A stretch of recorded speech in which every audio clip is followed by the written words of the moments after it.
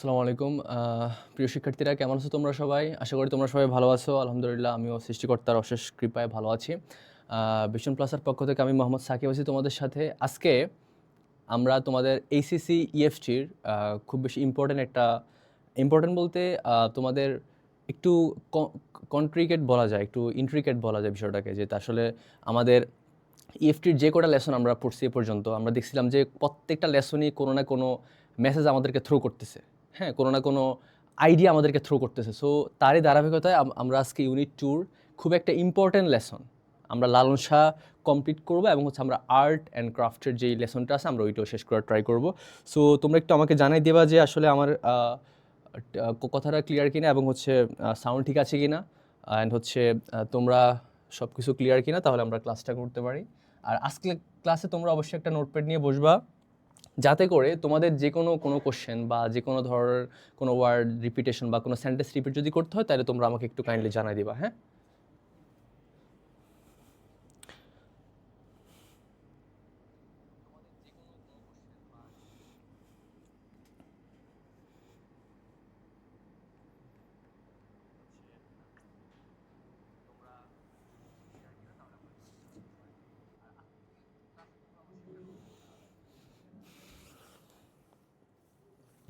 আচ্ছা।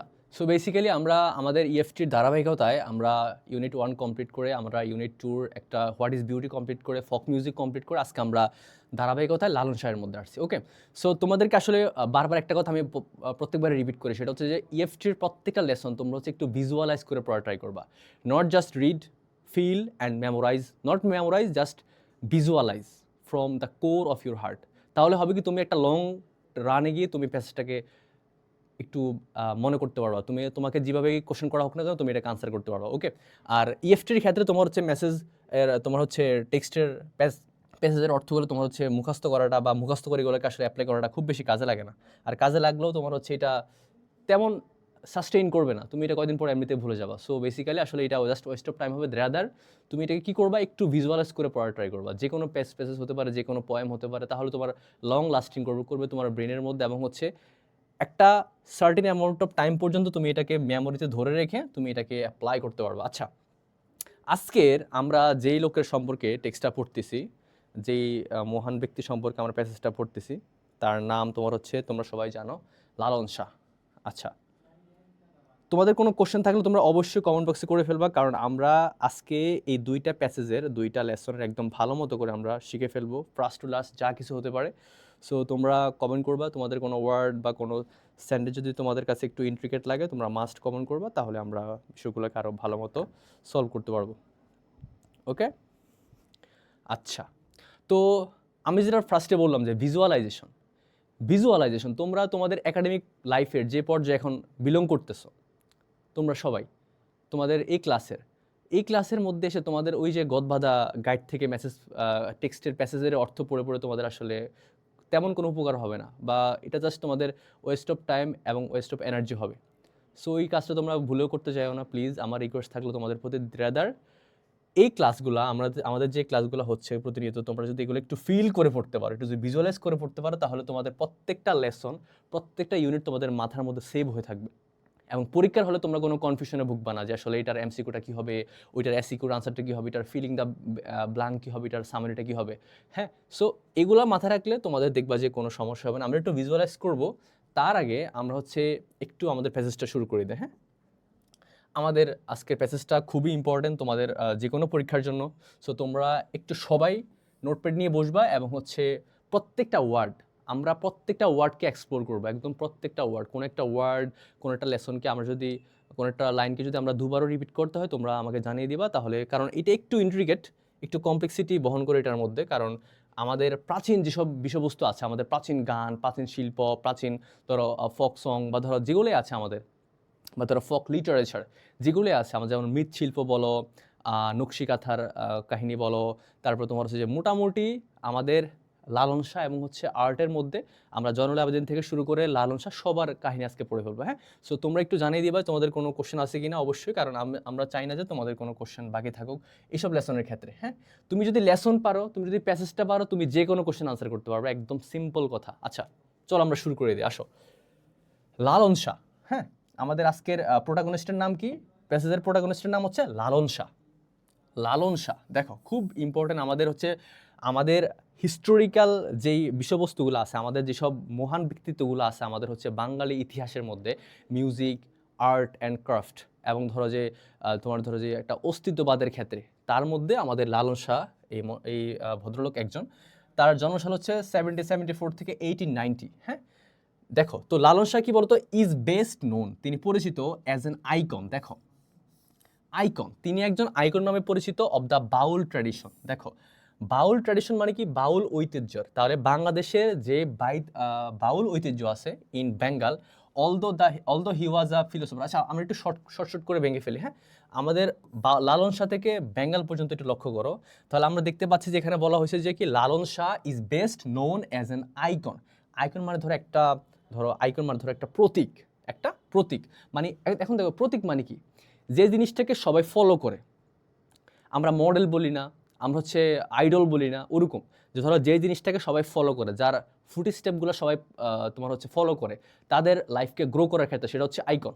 আচ্ছা, তো এই ক্ষেত্রে লালন শাহ ছিল একজন আইকন। কিসের আইকন? অফ বাউল ট্র্যাডিশন, বাউল ঐতিহ্যের। আমাদের বাউল সং যেগুলো আছে, আমরা এটা তোমার ফক মিউজিকে পড়ছিলাম যে বাউল মিউজিক কোনগুলা, ভাওয়াইয়া কোনগুলা, ভাটিয়ালি কোনগুলা। ওকে, সো বেসিক্যালি আমাদের লালন শাহ হচ্ছে বাংলার বাউল ঐতিহ্যের একজন আইকন, একজন প্রতীক। অলদো, এবং এখানে অলদো মানে যদিও হয়, বাট এখানে অলদো হবে যে পাশাপাশি। হ্যাঁ, বিসাইডস, পাশাপাশি। এবং তিনি শুধুমাত্র যে বাউল ট্র্যাডিশনের একটা আইকন ছিলেন তা কিন্তু না, রেদার পাশাপাশি তিনি ছিলেন একজন ফিলোসফার। তাহলে আমাদের লালন শাহ ছিলেন কি? একজন ফিলোসফার মানে দার্শনিক। তাহলে তিনি ছিলেন একজন দার্শনিক, থিঙ্কার মানে চিন্তাবিদ, অ্যান্ড সোশ্যাল রিফর্মার, সমাজ সংস্কারক। তাহলে দেখো তিনি ছিলেন একজন বাউল ঐতিহ্যের আইকন, তিনি ছিলেন হচ্ছে আমাদের একজন দার্শনিক, তিনি ছিলেন একজন তোমার চিন্তাবিদ, এবং তিনি ছিলেন একজন সমাজ সংস্কারক। তাহলে লালন শাহ সম্পর্কে ওনার বেসিক কিছু তোমার যে ডেজিগনেশনগুলো থাকে ওগুলো আমরা জেনে ফেললাম। ওনার সম্পর্কে আমরা একটা প্রাথমিক ধারণা পেয়ে গেলাম যে তিনি ছিলেন বাউল ঐতিহ্যের আইকন, এবং তিনি ছিলেন একজন দার্শনিক, একজন চিন্তাবিদ, একজন সমাজ সংস্কারক। দেখো তারপরে হি প্রিস্ট মানে তোমার ধরো প্রচার করা। হোয়াট ইজ প্রিস্ট বলো তো? প্রিস্ট মানে তোমার হচ্ছে, তুমি এটাকে সিনোনিম বলতে পারো স্প্রেড। কি বলো তো? Spread, SPREAD, spread. ওকে, তাহলে তিনি প্রচার করছিলেন রিলিজিয়াস টলারেন্স। তো টলারেন্স মানে কি বলো তো? সহনশীলতা। টলারেন্স মানে, তাহলে লালন শাহ কি প্রচার করছিলেন বলো তো? মেইনলি তিনি প্রচার করছিলেন ধর্মীয় সহনশীলতা, অ্যান্ড রিজেক্টেড, তিনি বাতিল করে দিয়েছিলেন, মানে তিনি ধরেন মানতেন না, তিনি ধরো যে প্রতিবাদ করছিলেন কি নিয়ে বলো তো? সোশ্যাল ডিফারেন্সেস, সামাজিক যে ভেদাভেদগুলো আছে আমাদের সমাজে, বেসড অন, ভিত্তি করে কি, দেখো আমাদের প্রত্যেকটা ভেদাভেদের পিছনে কিছু না কিছু রিজন থাকে। ওই রিজনগুলো কি বলো তো? ক্লাস, তোমার ধরো যে শ্রেণী, কাস্ট, জাত, অ্যান্ড ধরো ক্রিড। তাহলে ধর্ম, বর্ণ এবং জাত, কি বলতো? ধর্ম, বর্ণ এবং জাতি ভেদে আমাদের সমাজের মধ্যে যে সকল ডিসক্রিমিনেশনগুলো বা যেসব ডিফারেন্সগুলো তোমার এক্সিস্ট করে, লালন শাহ কি করছেন? উনি এটার বিরুদ্ধে তিনি কি করছেন? এটাকে তিনি ডিলিট করে দিয়েছেন, এটাকে তিনি রিমুভ করে দিয়েছেন। রেদার তিনি কি করছেন? উল্টো ধর্মীয় যে সহনশীলতা, যে ধর্ম পালন করতে যেন কারো কোনো সমস্যা না হয়, ধর্ম যাতে আমরা যেন যার যা ধর্ম সে পালন করতে পারি, যাতে কোনো এখানে কোনো একটা কি বলে, যাতে কোনো কমপ্লেক্সিটি এটা আমরা কোনো ফেস না করি। সো এই ক্ষেত্রে তিনি বেসিক্যালি দুইটা জিনিস নিয়ে কাজ করছেন। প্রথমত তিনি ধর্মীয় সহনশীলতাকে তিনি প্রচার করছেন, এবং তিনি সমাজে যত ভেদাভেদগুলো আছে, সমাজের যত ডিফারেন্সগুলো আছে, তিনি এগুলোকে রিমুভ করার ট্রাই করছেন তার ফুল লাইফ ধরে। দেখো হি অলসো বিলিভড, তিনি বিশ্বাস করতেন that a search for truth. দেখো সার্চ ফর ট্রুথ মানে কি? সার্চ ফর মানে খোঁজা, এটা একটা অ্যাপ্রোপ্রিয়েট প্রিপোজিশন। আচ্ছা, তাহলে তিনি বিশ্বাস করতেন যে সত্যের খোঁজা শুড বিগিন। দেখো আমরা সবাই সত্যের খোঁজ করি না, যে সত্যটা কোথায় আছে। আমরা আগের ক্লাসে পড়ছিলাম যে হোয়াট ইজ বিউটি, বিউটি কোথায়, what is the definition of beauty. আজকের ক্লাস হচ্ছে যে ট্রুথটা কি। আমাদের লালন শাহর সাথে জীবনের সত্যকে খুঁজে পাওয়া, জীবনের সত্যটা আসলে কোথায় লুকিয়ে আছে, এটা কি কোনো ধর্মগ্রন্থের ভিতরে, নাকি মানুষের অন্তরের ভিতরে, নাকি মানুষকে সাহায্য করার ভিতরে, নাকি মানুষের ফিজিক্যাল যে স্ট্রাকচার আছে এটার ভিতরে। সো আজকে দেখো এখানে কি বলছে যে হি অলসো বিলিভ, এখানে হিটাকে লালন শাহ। ওকে, হি অলসো বিলিভ, তিনি আরও বিশ্বাস করতেন যে আর সার্চ ফর ট্রুথ, সত্যের খোঁজ শুড বিগিন, শুরু হওয়া উচিত উইথ দ্য বডি। তাহলে তার মনে হয়েছে, মানে তিনি বিশ্বাস করতেন যে সত্যের খোঁজ যে আমরা করি এটা আসলে আমাদেরকে শুরু করা উচিত আমাদের দেহ থেকে, হুইচ রিফ্লেক্টস, কারণ সত্যের খোঁজ করলে এটা প্রভাবিত করে। রিফ্লেক্ট মানে কি? প্রভাবিত করে, কারণ সত্যের খোঁজটা আমাদেরকে প্রভাবিত করে দ্য মিস্ট্রি অফ ক্রিয়েশন। কারণ দেহ থেকে যদি আমরা সত্যের খোঁজ করি তাহলে এটা আমাদেরকে মিস্ট্রি অর্থ রহস্য, ক্রিয়েশন মানে সৃষ্টি, তাহলে দেহ থেকে যদি আমরা তোমার হচ্ছে সত্যের খোঁজ করি তাহলে এটা আমাদেরকে সৃষ্টির যে রহস্য এটা আমাদেরকে মানে গেস করার আমার যে কী বলে এটাকে আমাদেরকে হচ্ছে ক্ষমতা দিয়ে থাকে, বা সৃষ্টির যে রহস্য, যে সৃষ্টি কেন করা হলো, সৃষ্টির পিছনে তোমার রহস্যটা কি, এবং আমাদেরকে যে পৃথিবীতে অ্যাকচুয়ালি পাঠানো হয়েছে আমাদের আসলে তোমার কোড অফ কন্ডাক্ট, আমাদের তোমার হচ্ছে তোমার রেসপন্সিবিলিটিগুলো কী হতে পারে এবং কী হওয়া উচিত এবং সেগুলো আমরা অ্যাকচুয়ালি করতেছি কিনা।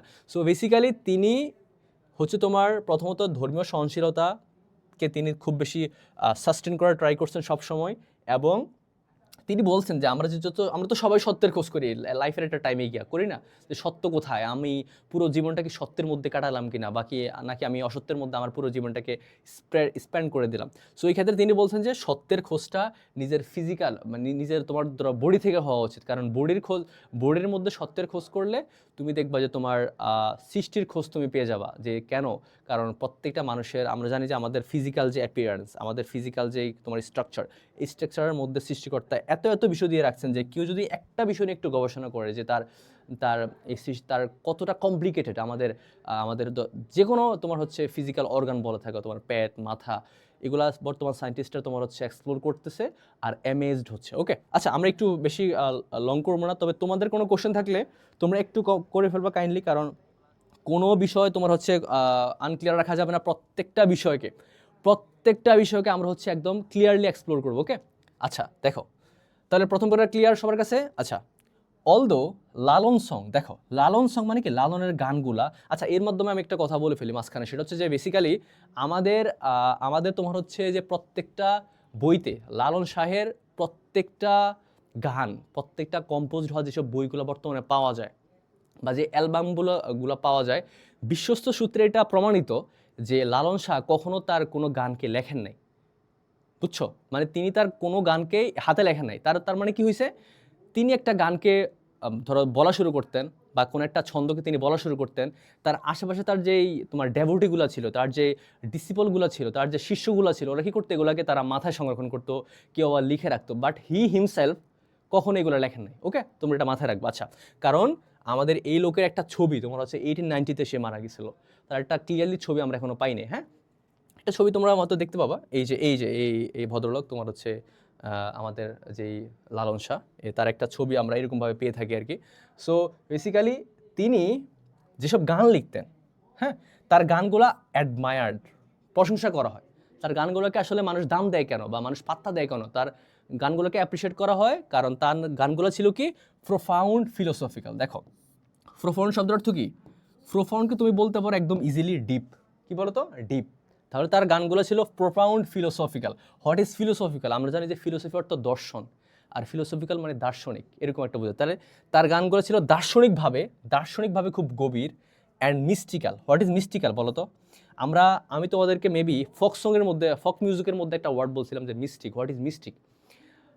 মিস্টিক অ্যাকচুয়ালি হচ্ছে যে যারা তোমার হচ্ছে রিলিজন, আমাদের যে গড রয়েছেন, আমাদের যে অলমাইটি রয়েছেন, আমাদের সৃষ্টিকর্তা রয়েছেন, ওনার সাথে যে একটা সম্পর্ক, একটা যে তোমার যে রিলেশন, এটাকে আমরা মিস্টিক পিপলদের সাথে তুলনা করতে পারি।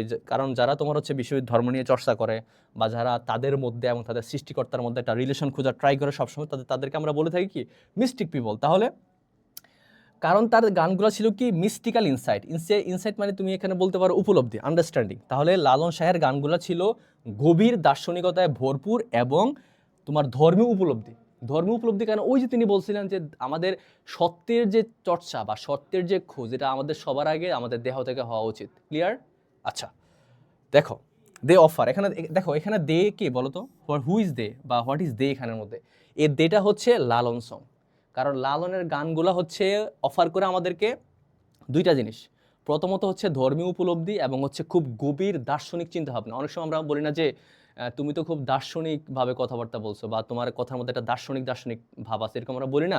সো ওইসব ক্ষেত্রে আসলে আমরা দেখতে পাই যে লালনের গানগুলো প্রত্যেকটার মধ্যে তিনি হয়তো তিনি মিস্টিক্যাল কিছু ইনসাইট আমাদেরকে দিয়েছেন, অথবা তিনি একটা দার্শনিকতার প্রচার করছেন তার গানের মধ্যে, একটা ডিপ একটা ফিলোসফি, যেটা আসলে সবার বোধগম্য হওয়া এতটা নর্মাল হয় না স্বভাবত। হ্যাঁ, সো এই ক্ষেত্রে দেখো, he did not receive any formal education. আমাদের লালন শাহ যে লোকটা রয়েছেন, হি ডিড নট রিসিভ, তিনি কখনোই গ্রহণ করেন নাই এনি ফর্মাল এডুকেশন। এনি মানে কোনো ফর্মাল মানে আনুষ্ঠানিক, বা তুমি এটাকে প্রাতিষ্ঠানিক বলতে পারো, তাহলে খুব অ্যাপ্রোপ্রিয়েট হয়। এখানে ফর্মাল মানে কী হবে? এখানে ফর্মাল বলতে আসলে ওই যে স্কুলে যাওয়া, ভর্তি হওয়া, রেগুলার ক্লাস করা, এক্সাম দেওয়া, তিনি ওরকম কোনো শিক্ষা পান নাই। ঠিক আছে, এখানে ফর্মাল বলতে ওইটাকে বোঝানো হয়েছে। তাহলে আমাদের লালন শাহ কখনোই কোনো প্রাতিষ্ঠানিক শিক্ষা পান নাই। Not much is known about his early life. দেখো কি বলছে, তার প্রাতিষ্ঠানিক শিক্ষা সম্পর্কে তো আমরা তেমন কিছু জানি না, এবং তিনি কখনো কোনো প্রাতিষ্ঠানিক শিক্ষা নেন নাই। বরং পাশাপাশি নট মাচ ইজ নোন, বেশি কিছু জানাও যায় না অ্যাবাউট হিজ আর্লি লাইফ, তার যে চাইল্ডহুড, তার যে বয়হুড, তার যে ইয়াং লাইফ, তার যে ধরো তার যে মানে কী বলে এটাকে, যে প্রাথমিক জীবনের যেসব বিষয়বস্তু, ওগুলো সম্পর্কেও তেমন বেশি কিছু একটা জানা যায় না। ওগুলো সম্পর্কেও তেমন বেশি কিছু একটা জানা যায় না, কারণ তিনি তোমার হচ্ছে এতটা প্রাতিষ্ঠানিক শিক্ষা পান নাই। আচ্ছা, আমাদের 2টা প্যারা আমরা কমপ্লিট করে ফেললাম। তোমাদের কোনো কোশ্চেন থাকলে অবশ্যই করে ফেলবো, কারণ কোনো একটা ওয়ার্ডকে তুমি যদি একটু আনক্লিয়ার রাখো, দেখবা যে ওই লাইনটাকে তোমার আসলে আন্ডারস্ট্যান্ড করতে খুব বেশি বেগ পোহাতে হবে।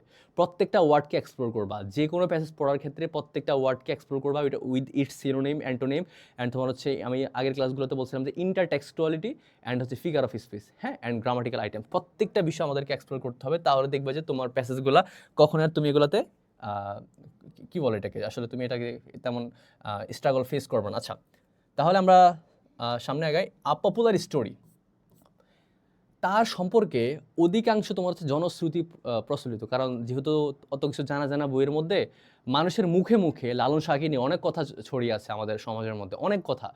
ইভেন কুষ্টিয়ার মধ্যে যেখানে তার তোমার হচ্ছে তার আশ্রম ছিল, যেখানের মধ্যে অ্যাকচুয়ালি সে তার অ্যাক্টিভিটিগুলো রান করাইতো, সেখানের মধ্যে তুমি দেখবা যে অধিকাংশ মানুষ লালন শাহকে নিয়ে অনেক জনশ্রুতি ধারণ করে।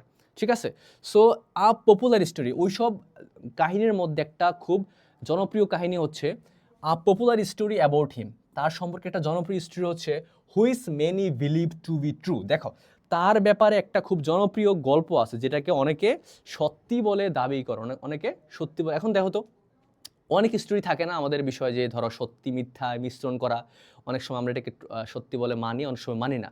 কিন্তু এই স্টোরিটা সবাই সত্যি বলে মানে, এবং অনেক ঐতিহাসিক এটাকে সত্যি বলে রায় দিয়েছে। যেমন দেখো স্টোরিটা কি, which many believe two be true. তার মানে এই সত্যিটা, আমরা যে সত্যিটা এখন পড়তে যাচ্ছি, বা যে স্টোরিটা আমরা এখন পড়বো, এই স্টোরিটার সম্পর্কে, এই স্টোরিটার ব্যাপারে সবাই বলছে হ্যাঁ এটা সত্যি কথা, এবং এটা ঐতিহাসিকভাবে একদম নির্ভরযোগ্য সূত্রে প্রমাণিত। এবং দেখো স্টোরিটা কি, হোয়াইল অর্থ যখন, অন আ প্লিজ রিমেজ। দেখো, তোমরা কখনোই প্লিজ রিমেজ, ট্রিপ, জার্নি বা ধরো ট্রাভেলকে একত্র করতে যাবে না। প্লিজ রিমেজ শব্দের শাব্দিক অর্থ হচ্ছে তীর্থযাত্রা। কি বলতো? তীর্থযাত্রা। তুমি যদি এটাকে একদম সহজভাবে শিখতে চাও, তাহলে বিষয়টা হবে এরকম যে ধরো প্রত্যেকটা মানুষ তার আত্মার শুদ্ধির জন্য, তার মানসিক শুদ্ধির জন্য, তার ধর্মীয় কোনো একটা সার্টেন অ্যামাউন্ট অফ লেভেল পার করার জন্য, বা তার ধরো ভিতরের ইনসাইটকে ধরো একটু পিউরিফাই করার জন্য যদি একটা হোলি প্লেসে ভিজিট করে থাকে, সেটা হচ্ছে প্লিজ রিমেজ, সেটা হচ্ছে প্লিজ রিম। আর সে হয়ে যায় প্লিজ রিম, আর যে যাত্রাটা হয় এটাকে বলা হয় প্লিজ রিমেজ। আচ্ছা, তার মানে সে যখন একটা তীর্থযাত্রার মধ্যে গিয়েছিল, টু আ হোলি প্লেস, একটা পবিত্র স্থানের মধ্যে, লালন আমাদের যে লালন শাহ, হু ওয়াজ বর্ন, তাহলে আমরা এখন দেখতে পারবো যে তার আসলে অরিজিনটা কোন জায়গায়, সে কোন কোন কোন certain amount of religious Creed ধারণ করতো। দেখো, হু ওয়াজ, এখানে হুটাকে লালন, ওয়াজ বর্ন আ হিন্দু। তাহলে এখানে কি বলছে যে লালন তোমার অ্যাকচুয়ালি জন্মগ্রহণ করছিল কোথায়? একটা হিন্দু পরিবারে। কোথায় বলো তো? একটা হিন্দু পরিবারে। কন্ট্রাক্টেড, এখানে কন্ট্রাক্টেড মানে তোমার হবে যে অ্যাটাক্ট। কন্ট্রাক্টেড মানে এখানে কি হবে? অ্যাটাক। তার মানে লালন শাহ আক্রান্ত হয়েছিল কিসে বলো তো? Smallpox. What is smallpox? বসন্ত রোগে। তার মানে আমাদের এখানে বলছে যে লালন শাহ যখন একটা তীর্থযাত্রার মধ্যে গিয়েছিল, তখন সাডেনলি সে তোমার হচ্ছে বসন্ত রোগে আক্রান্ত হয়ে যায়, গুটি বসন্ত রোগে সে আক্রান্ত হয়ে যায়, অ্যান্ড ওয়াজ অ্যাবান্ডন্ড। অ্যাবান্ডন্ড শব্দের অর্থ আমরা শিখছিলাম যে তোমার পরিত্যক্ত জায়গা, বা ধরো যেখানে ধরো সচরাচর মানুষ যায় না। কিন্তু যদি অ্যাবান্ডন্ড বাই হয়, তখন হবে যে তাকে কাউকে ধরো একা ফেলে চলে আসা, কাউকে ধরো পরিত্যাগ করা, হ্যাঁ, কাউকে ধরো বর্জন করে ফেলা, তাহলে সে যেহেতু তোমার বসন্ত রোগে আক্রান্ত হয়ে গেছিল, দ্যাটস ওয়াই তাকে পরিত্যাগ করেছিল কারা? হিজ কম্প্যানিয়ন, তার সঙ্গী সাথীরা। বুঝছো না, যে যখন লালন শাহ স্মল পক্সে অ্যাটাক্ট হয়েছিল বা আক্রান্ত হয়েছিলেন, তখন তার সঙ্গীরা তাকে রেখে চলে গেছিলেন, বা তাকে এক জায়গায় রেখে ওখান থেকে তারা সবাই চলে আসছে। মুসলিম ফকির, দেখো মুসলিম ফকির, একজন মুসলমান সাধক বা মুসলমান ফকির, যার নাম কি ছিল বলতো? সিরাজ শাই। এটা উচ্চারণটা কি হবে? সিরাজ শাই, SAIN। তাহলে একজন মুসলিম ফকিরের নাম কি ছিল? Siraj Sai. Picked him up. Picked him up শব্দের অর্থ কি? এই পিক থেকে শুরু করে আপ অর্থ হচ্ছে তোমার হচ্ছে যে কি, কাউকে তুলে নিয়ে যাওয়া। পিকড হিম আপ, কাউকে ধরো, কেউ ধরো পড়ে আছে, তুমি তাকে তুলে নিয়ে হাসপাতালে নিয়ে যাও, তাহলে I picked him up to hospital, আমি তাকে নিয়ে গিয়ে হসপিটালে রাখলাম। তাহলে যেহেতু লালন বসন্ত হওয়ার কারণে তাকে সবাই ছেড়ে চলে গিয়েছিল, একজন মুসলিম ফকির যার নাম ছিল সিরাজ শাহ, সে সিরাজ শাহ কি করে? পিকড হিম আপ, এখানে হিমটা হচ্ছে লালন শাহকে। তাহলে সিরাজ শাহ লালন শাহকে তুলে নিয়ে যায় and took him to his own house. Own মানে নিজের, হাউস মানে বাসা। তাহলে সিরাজ শাহ কি করে? এই আক্রান্ত লালন শাহকে তুলে নিয়ে যায়, তুলে নিয়ে গিয়ে একদম তার নিজের বাড়িতেই নিয়ে যায়, বাড়িতে নিয়ে যায়। আচ্ছা, বাড়িতে নিয়ে যাওয়ার পরে হোয়ার, যেখানে he nursed him back to health. দেখো, হোয়ার হি নার্সড হিম, তার মানে আমাদের সিরাজ শাহ যে মুসলিম ফকিরটা আছে, এই মুসলিম ফকিরটা ওই হিন্দু লালন শাহকে তুলে নিয়ে যায়, এই আক্রান্ত লালন শাহকে তুলে নিয়ে গিয়ে তাকে সে সেবা করে, নার্স শুশ্রূষা করে, সেবা করে তাকে। সে ধরো খুব বেশি কি বলে যে স্মল পক্স থেকে হিল করার জন্য যা যা করার দরকার সিরাজ শাহ সব করছে, এবং ফাইনালি ব্যাক টু হেলথ। তার মানে এত সেবা করার পরে একটা সার্টেন অ্যামাউন্ট অফ টাইমে গিয়ে আমাদের লালন শাহ কি করে? হিল হয়ে যায়, সে তোমার হচ্ছে যে তার রোগ থেকে সে মুক্তি পেয়ে সে স্বাস্থ্যে ফিরে আসে। হোয়েন লালন রিটার্ন হোম, দেখো খুব ইম্পর্টেন্ট, দেখো তোমরা না একটু এটা কি বল, একটু রিলেট করার ট্রাই করবা। প্রত্যেকটা স্টোরির, প্রত্যেকটা প্যাসেজের স্টার্টিং, মিডল অ্যান্ড এন্ড, প্রত্যেকটা যে তুমি দেখবে যে লেভেলটা আছে, প্রত্যেকটা ডাইমেনশনের মধ্যে একটা করে স্টোরি ডিল করা হয়। এবং তুমি যদি এগুলো একটু ডিফাইন করতে পারো, তাহলে দেখবা যে তুমি এটা কি বলে, গেস করতে পারবা যে আসলে স্টোরিটা কোন দিকে যাচ্ছে, বা এই স্টোরিটা মনে রাখতে হলে তোমাকে কি পয়েন্ট মনে রাখতে হবে। ওকে, সো এগুলোই তো তোমার হচ্ছে আসলে মনে রাখার মতো বিষয়। তুমি কি পুরো প্যাসেজটা মনে রাখতে পারবা না, বাট তোমাকে ওই সমস্ত কি পয়েন্ট আবার ভুললেও চলবে না, যেগুলো ভুললে তুমি পুরো প্যাসেজ সম্পর্কে তোমার আইডিয়াটা নাই হয়ে যাবে, এটা করা যাবে না। ওকে, তাহলে এই যে দেখো আমাদের লালন শাহর স্টোরিটা, মুসলিম ফকিরের নাম, মুসলিম ফকির তার সাথে কী করছিল, এইসব বিষয়বস্তুগুলো আমাদেরকে একটু মাথায় সেভ করে রাখতে হবে। সো তোমরা চাইলে তোমাদের নোটবুকের মধ্যে বা তোমাদের হচ্ছে যে ইয়েটা আছে তোমাদের হচ্ছে নোটপ্যাডের মধ্যে, এটা তোমরা হচ্ছে একটু কাইন্ডলি কী করতে পারো, একটু এটার মধ্যে রাইট ডাউন করে ফেলতে পারো। আচ্ছা দেখো, তো সিরাজ শাহ যখন তাকে খুব বেশি সেবা করছে, খুব বেশি যত্ন করছে, তখন লালন শাহ তার স্মল পক্স থেকে হিল হয়ে গেছে, আরোগ্য লাভ করছে। ওকে, ফাইনাল। এখন দেখো, সে তো আর সিরাজ শাহের কাছে থাকবে না, সে এবার বাসায় যাবে না, কারণ তার বাড়ির লোক তো তাকে রেখে চলে গেছিলো, আমরা পড়ছিলাম একটু আগে। সো যখন লালন শাহ তোমার সুস্থ হয়ে গেছে, তারপরে সে কী করছে? Return home. হ্যাঁ, যে লালন শাহ তার বাসায় ফিরে গেছে। এবার দেখো একটা খুব বেশি টুইস্ট হয়েছে এই পর্যায়ে, এবং আমাদের গল্পের ক্লাইম্যাক্স প্রায় ক্ষেত্রেই এই পর্যায়ের মধ্যে। দেখো, তো সুস্থ হওয়ার পরে লালন শাহ যখন বাসায় গেল, বা বাসায় যাওয়ার জন্য যখন বাসায় গিয়ে পৌঁছলো, হিজ ফ্যামিলি, তার পরিবার রিফিউজ টু মানে কি? প্রত্যাখ্যান করলো। রিফিউজ, এটা একটা অ্যাপ্রোপ্রিয়েট প্রিপোজিশন। রিফিউজ টু মানে কি? প্রত্যাখ্যান করা, কাউকে নাই করে দেওয়া, কাউকে ধরো একদম মুখের উপর না বলে দেওয়া যে না, হবে না। তাহলে তার পরিবার refuse to take him as he had lived in a Muslim household. দেখো কতটা ডিসক্রিমিনেশন ছিল, কতটা ডিফারেন্স ছিল তৎকালীন সমাজগুলোতে, এবং ইভেন এখনও আছে। ধর্ম, বর্ণ বা ধরো জাতি নির্বিশেষে একটা তোমার হচ্ছে ডিসক্রিমিনেশন সবসময় ছিল, আছে এবং হয়তো থাকবে এটা। বাট আমাদের ইতিহাসে কিছু কিছু মহৎ ব্যক্তি এটাকে নিবারণের জন্য কাজ করে গেছেন, এবং কাজ করেছেন বলেই আজ পর্যন্ত আমরা সবাই ওদেরকে মনে রাখতেছি, আমরা ওদেরকে তোমার হচ্ছে খুবই শ্রদ্ধার সাথে আমরা ওদেরকে স্মরণ করতেছি। ওকে, বিষয়টা তা না? কারণ অনেক মানুষই তো আসছে, মারা গেছে, কেউ জানেও না যে সে কোথায় ছিল, তার জন্ম কি, তার পিতার নাম কি, তার মাতার নাম কি। সো আমরা কাদেরকে মনে রাখি? যারা একটু স্রোতের বিপরীতে হাঁটা ট্রাই করছে, তাই না? সো বেসিক্যালি যখন তার ফ্যামিলি বললো যে না বাবা তুমি থাকতে পারবে না, কারণ তুমি একটা মহাপাপ করছো। কী পাপ করছি আমি? কারণ আমি আমার স্মল পক্স হওয়ার পরে একজন মুসলিম ফকিরের বাড়িতে ছিলাম। আমি নিজে হিন্দু, বাট আমি আরোগ্য লাভ করার জন্য একজন মুসলিম ফকিরের হেল্প নিছে, আমি এবং তার বাসায়ও ছিলাম, যে হিম as he had lived in a Muslim household, যে বলছে কি যেহেতু তুমি একজন মুসলিমের বাসায় ছিলা, আরোগ্য হওয়ার জন্য হোক বা যেই কারণে হোক, সো সুতরাং আমরা তোমাকে আর আমাদের অ্যাজ আ সন্তান হিসেবে আমরা আর নিতে পারলাম না, আমরা তোমাকে প্রত্যাখ্যান করলাম। এটাকে একটা ওয়ার্ড বলো বাংলাতে, মেবি এটাকে বলে তাহ্যপুত্র করা। হ্যাঁ, ধরো যদি আমি ভুল না করি হয়তো তাহ্যপুত্র করাই বলে, রিফিউজ করে দেওয়া, যে না আজকে ওই যে বলো না আমাদের বাংলা ছায়াছবির মধ্যে যে আজকে আজকে থেকে তুমি আমার মেয়ে না, আজকে থেকে তুমি আমার ছেলে না, এই টাইপ ওয়ার্ড বলে আর কি। আচ্ছা হ্যাঁ, দেখো সো আমাদের স্টোরিটা দেখো তো, আমাদের লালন শাহ তীর্থযাত্রায় গেছিল, ওখানে সেই স্মল পক্সে আক্রান্ত হয়েছিল, তাকে সে ছেড়ে সবাই চলে গেছিল, বাট একজন দ্যাট ওয়ান মুসলিম ফকির সিরাজ শাহ তাকে ছেড়ে যায় নাই, বরং তাকে তার বাড়িতে নিয়ে তার সেবা করছিল, সেবা করার পর তাকে হিল করে তুলছিল, বাট তার ফ্যামিলি তাকে প্রত্যাখ্যান করছে, যে তুমি যেহেতু মুসলিমের সাথে ছিলা, তুমি যেহেতু মুসলিমের হেল্পই নিছো না, তুমি আজকে থেকে আমাদের সন্তান না। তো এটা বলার পরে লালন রিটার্ন টু সিরাজ শাহ। এখন সে কি করবে, তার ফ্যামিলি তাকে প্রত্যাখ্যান করছে, সো বেসিক্যালি সে আবার আমাদের সিরাজ শাহ যে মুসলিম ফকির ছিল ওনার কাছে সে আবার ব্যাক করছে। কে ব্যাক করছে? লালন ব্যাক করছে। And took up a life of devotion. দেখো ডিভোশন, তোমরা একটা ওয়ার্ড দেখতে পাবা তোমাদের এই পড়াশোনার মধ্যে, সেটা হচ্ছে ডেভোটি। কি বলো তো? ডেভোটি। ডেভোটি অর্থ তোমার হচ্ছে ভক্ত। কি বলো তো? ভক্ত। আর এটা তোমার হচ্ছে যখন ডিভোশন হয়ে যাবে তখন এটার অর্থ হয়ে যাবে ভক্তি। তাহলে আমাদের লালন শাহ যখন কোনো উপায় দেখলো না, যে আরে আমি তখন বাসা যেতে পারবো না, আমাকে বাসার লোকেরা দূর দূর করে তাড়াই দিয়েছে, এখন আমি কি করব?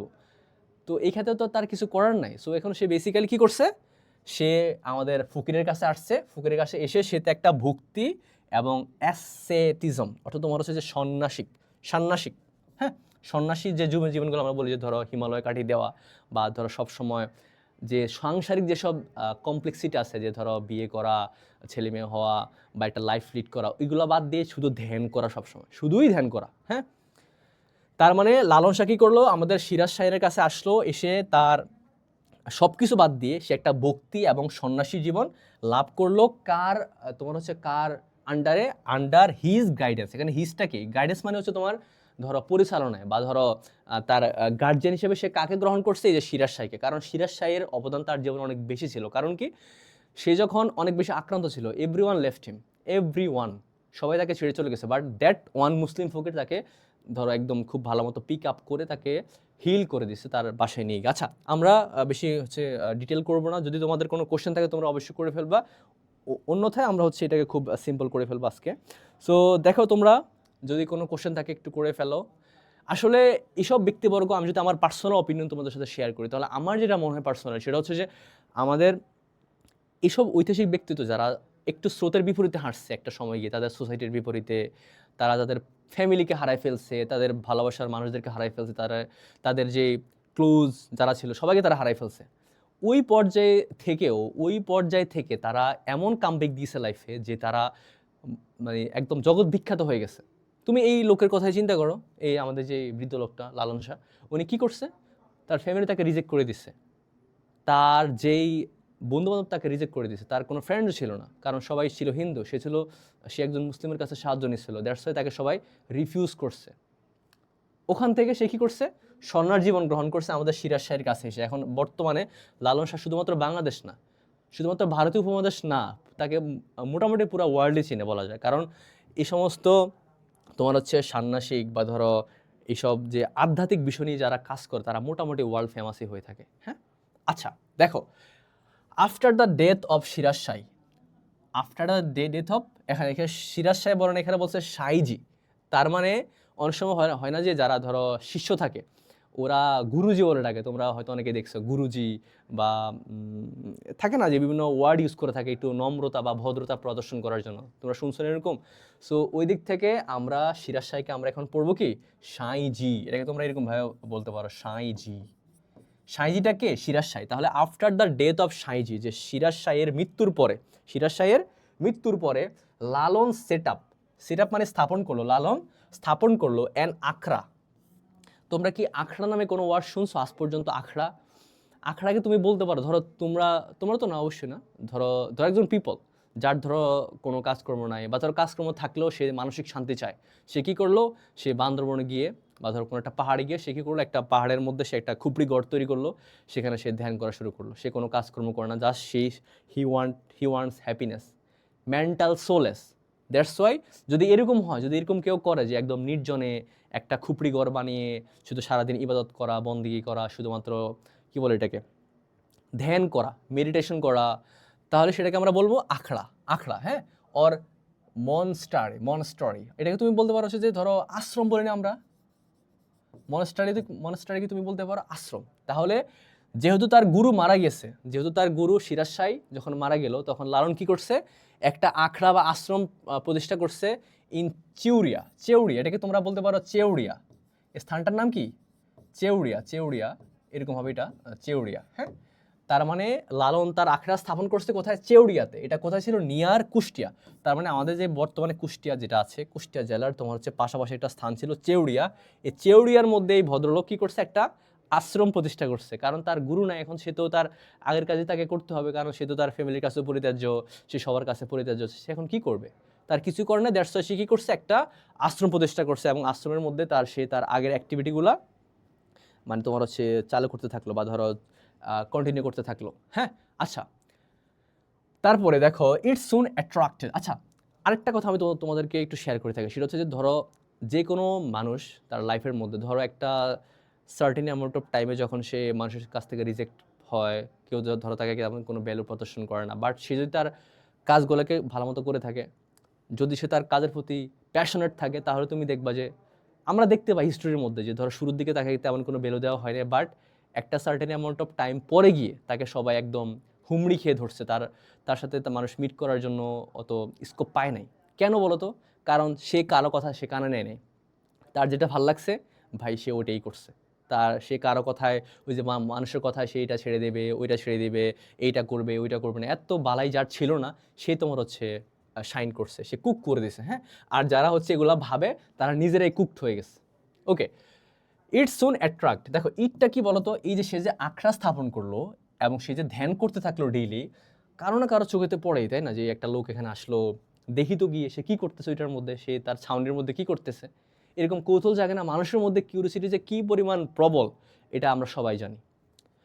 তো কুষ্টিয়ার কাছে আমাদের ভদ্রলোক লালন শাহ কি করছে, একটা আখড়া স্থাপন করছে, একটা আশ্রম স্থাপন করছে, এবং এই কাজটা, তার এই কার্যক্রমটা অ্যাট্রাক্টেড, আকর্ষণ করলো অ্যাডমায়ারার মানে তোমার ধরো এটাকে এখানে তুমি বলতে পারো যে ভক্ত, বা ধরো অ্যাডমায়ারার মানে তোমার হচ্ছে যারা প্রশংসা করে, কারণ অ্যাডমায়ার মানে তোমার হচ্ছে প্রশংসাকারীদের তোমার হচ্ছে অ্যাট্রাক্ট করে, হ্যাঁ।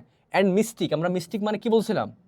মিস্টিক মানে ওই সমস্ত পিপল যাদের মধ্যে এবং গডস অলমাইটির মধ্যে একটা রিলেশন তারা বিল্ড আপ হয়, অলরেডি আসে, না হয় তারা বিল্ড আপ করতে চায়, মিস্টিক পিপল, হ্যাঁ। ইন সার্চ অফ স্যালভেশন শব্দ অর্থ কি জানো? মনে করো একটা লোক জীবনে অনেক ধরনের পাপ করে ফেলছে, ভুল করে ফেলছে এক কথায়, এখন সে তার এগুলো থেকে রিডেমশন চায়। কি চায় বলো তো? একটা ওয়ার্ড তোমাদেরকে বলে দিই, তোমরা এটাকে স্যালভেশনের যদি সিনোনিম আসে তোমরা এটাকে ইউজ করতে পারবা, রিডিমশন। REDEMPTION,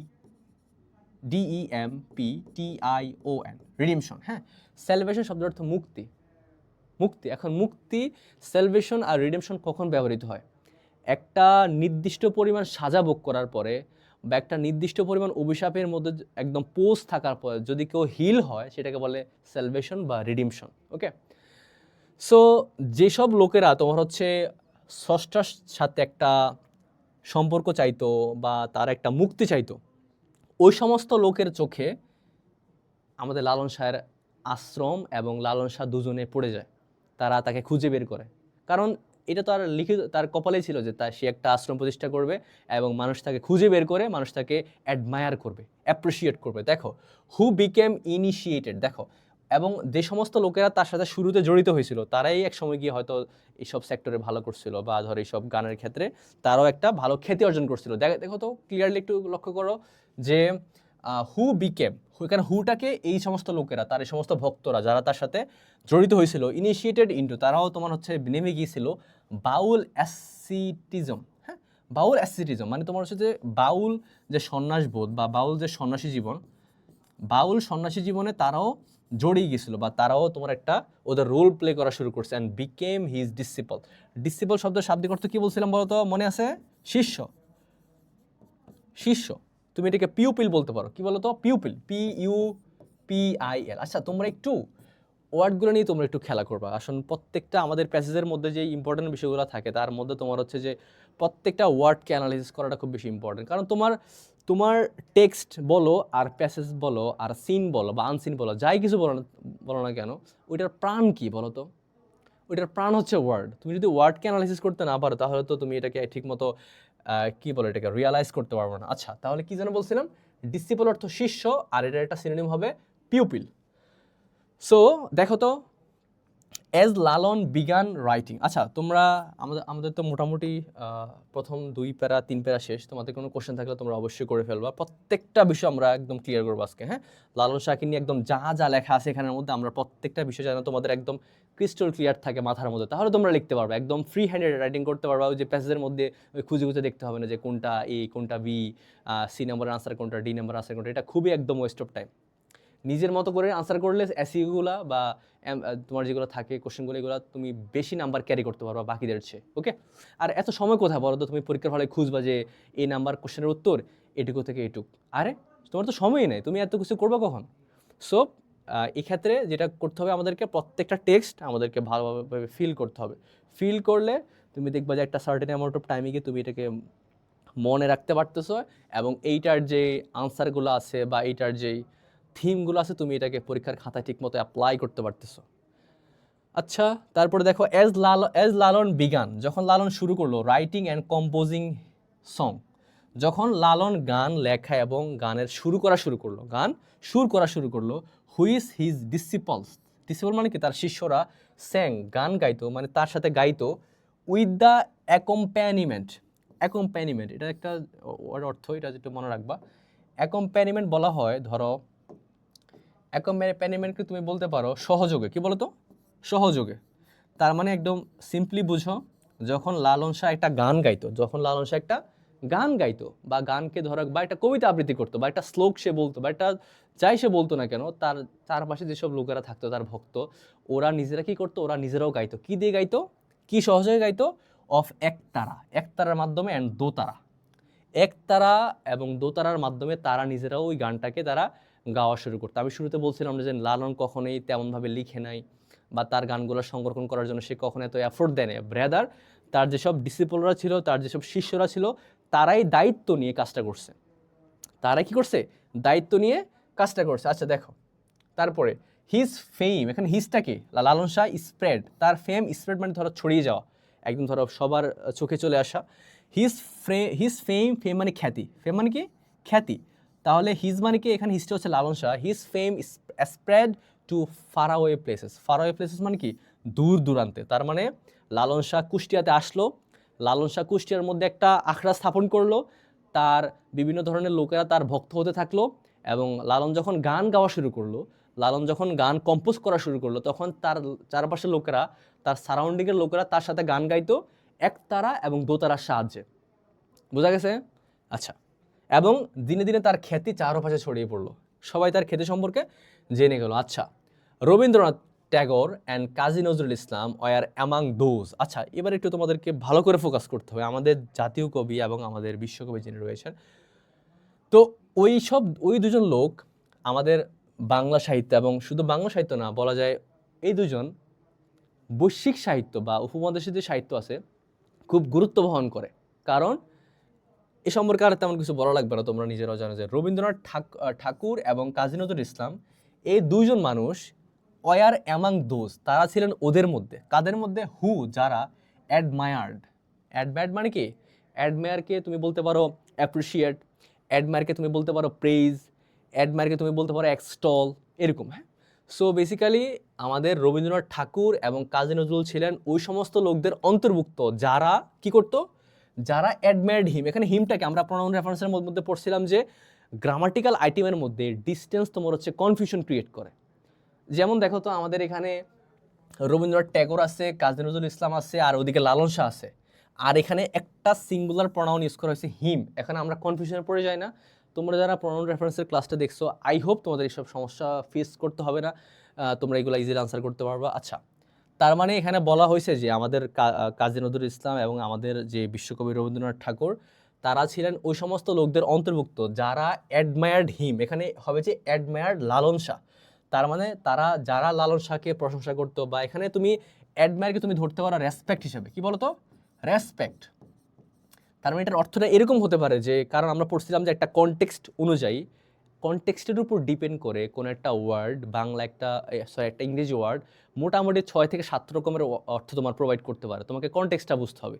এখানে অর্থটা হবে এরকম যে, আমাদের রবীন্দ্রনাথ ঠাকুর এবং কাজী নজরুল ইসলাম তারা লালন শাহকে শ্রদ্ধা করতেন, কি করতেন, শ্রদ্ধা করতেন। অ্যান্ড ওয়ার ইনফ্লুয়েন্স, আমরা পড়ছিলাম না, ইনফ্লুয়েন্স প্রভাবিত হওয়া, কারো দর্শন, কারো ধরো চিন্তা ভাবনা যখন অন্য কারো মনে একটা এফেক্ট ফেলে বা ধরো একটা রিফ্লেকশন তৈরি করা, সেটাকে আমরা বলতে পারি ইনফ্লুয়েন্স। আচ্ছা, তো আমাদের এই দুজন হেভিওয়েট পার্সন, আমরা ওনাদেরকে হেভিওয়েট বলতে পারি কারণ ওনাদের যে কন্ট্রিবিউশন লিটারেচারের ক্ষেত্রে, এটা তোমার হচ্ছে ইনসেইন, এবং এটা তোমার আনফরগেটেবল। যতদিন ভারতীয় উপমহাদেশ থাকবে ততদিন নজরুল এবং রবীন্দ্রনাথ থাকবে।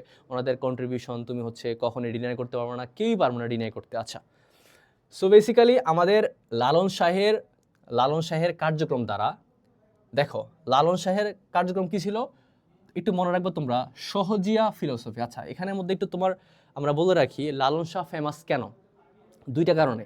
তিনি কখনোই ধর্মীয় অসহনশীলতা বা ধর্মীয় যে ধর একদম রিজিড পর্যায়ে যাওয়া, এটাকে তিনি কখনোই প্রশ্রয় দেন নাই। অ্যান্ড হচ্ছে তিনি সবসময় ধর্ম, বর্ণ, জাত এগুলা নির্বিশেষে তিনি একটা সমতা, তোমার হচ্ছে কি বলে এটাকে, সমতা প্রচার করার ট্রাই করছেন সবসময়। এবং তিনি একটা ফিলোসফিতে বিলিভ করতেন, সেটা হচ্ছে, এবং তিনি একটা ফিলোসফিকে স্ট্যাবলিশ করছেন, সেটা হচ্ছে কি সহজিয়া ফিলোসফি। তার নামটা কি, সহজিয়া ফিলোসফি। তার মানে আমাদের রবীন্দ্রনাথ ঠাকুর এবং কাজী নজরুল ইসলাম তার যেই ফিলোসফিটা দ্বারা বা তার যে দর্শন দ্বারা প্রভাবিত হয়েছিল, সেই দর্শনের নাম কি ছিল বলো তো, সেই দর্শনের নাম ছিল কি সহজিয়া ফিলোসফি। আচ্ছা, তার নাম ছিল সহজিয়া ফিলোসফি। আচ্ছা, তোমাদের কোনো কোশ্চেন থাকলে তোমরা মাস্ট করে ফেলবা, কোনো কোশ্চেন তোমরা হচ্ছে বাকি রাখবা না, কারণ এই টেক্সটগুলো আমি যেটা তোমাদের মধ্যে যেটা ফলো করলাম সবসময়, তোমরা যদি একটু এগুলোতে সময় দাও, যদি একটু জাস্ট বোঝার ট্রাই করো যে what is going on inside, not outside, inside, তাহলে তোমরা এগুলোকে ফিল করতে পারো ভালো মতো, হ্যাঁ, কোনো সমস্যা হবে না। আচ্ছা, সো বেসিক্যালি এখানের মধ্যে বলা হয়েছে যে আমাদের রবীন্দ্রনাথ ঠাকুর এবং কাজী নজরুল ইসলাম, আমাদের যেই লালন শাহ ছিল, ওই লালন শাহের সহজিয়া ফিলোসফি, মানে সহজিয়া যে দার্শনিক মতবাদ, এটা দ্বারা তারা খুব বেশি প্রভাবিত হয়েছে। তুমি চিন্তা করো যে আমাদের এই দুজন মানুষ ওই লালন শাহের একটা দর্শন দ্বারা তারা খুব বেশি মানে অ্যামেজড হয়েছে, সেটা কি ছিল সহজিয়া ফিলোসফি। এখন সহজিয়া ফিলোসফিটা কি, হোয়াট ইজ সহজিয়া ফিলোসফি, এখানের মধ্যে দেখো তারা ব্যাখ্যা করছে দ্য অ্যাটেইনমেন্ট, তোমরা এটাকে বলতে পারো অর্জন, কি বলো তো, অর্জন। দেখো বলো তো, দেখি কেউ একজন বলো তো আমাকে যে অ্যাটেইনমেন্টের দুইটা সিনোনিম বলো দেখি তো, কেউ পারো কি না? অ্যাটেইনমেন্ট শব্দের দুইটা সিনোনিম একটু বলো দেখি তো, কে পারবা? অ্যাটেইনমেন্ট শব্দের দুইটা সিনোনিম, অ্যাটেইনমেন্ট শব্দের দুইটা সিনোনিম বলো একটু কেউ আমাকে।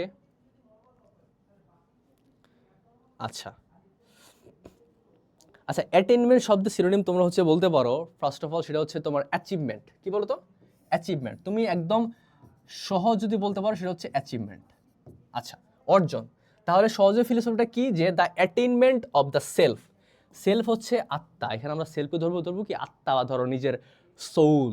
তাহলে সহজে ফিলোসফিটা হচ্ছে যে নিজের সোলের অর্জন, কিসের অর্জন, থ্রো দ্য সিম্পল ট্রুথ। তাহলে সিম্পল ট্রুথ মানে কি, ধরো সহজ সত্য, তাহলে সহজ সত্যের মাধ্যমে নিজের আত্মার যে অর্জন, এটা কিরকম অর্জন হবে, that reside in one's own body, that reside মানে যেটা বাস করে বা যেটা থাকে ইন ওয়ান্স ওন বডি। আমরা শুরুতে পড়ছিলাম আমাদের টেক্সটের শুরুতে যে আমাদের লালন শাহের টেক্সটে বলা হয়েছিল যে মানুষের সত্যের যে খোঁজ, মানুষের ট্রুথের জন্য মানুষের যে সার্চ, অনেক মানুষ তোমার সারা জীবন কাটাই দেয় শুধুমাত্র সত্যের খোঁজে। আমরা পড়ছিলাম যে সৌন্দর্য কোথায় আছে, সৌন্দর্যের ডেফিনিশন কি, ঠিক তেমনিভাবে আমরা পড়ছিলাম যে হোয়াট ইজ ট্রুথ বিউটি, যাহাই সত্যি তাহাই সত্য, এবং যাহাই সত্য তাহাই সত্যি বা তাহাই সুন্দর, এরকম। হ্যাঁ, তাহলে এখানে বলছে যে the attainment of that self, নিজের আত্মার অর্জন, থ্রু মানে মধ্য দিয়ে, দ্য সিম্পল ট্রুথ মানে কিছু সহজ সত্যের মধ্য দিয়ে। সহজিয়া ফিলোসফিটা হচ্ছে যে কিছু সহজ সত্যের মধ্য দিয়ে, এত কমপ্লিকেট করা যাবে না। আমরা অনেক সময় একটা বিষয়কে এত ডিপলি দেখি যে সামনের বিষয়গুলো আমাদের চোখের আড়াল হয়ে থাকে। তো সহজিয়া ফিলোসফিটা কি, যে কিছু সিম্পল ট্রুথ, দেখো সিম্পল ট্রুথের মাধ্যমে আমরা আমাদের আত্মার একটা বিশাল অর্জন করতে পারি, হ্যাঁ। এবং যে সত্যিটা কোথায় লুকিত আছে, ইন ওয়ান্স ওন বডি, কারো একটা সবার নিজস্ব বডিতে লুকায়িত আছে, নট আউটসাইড।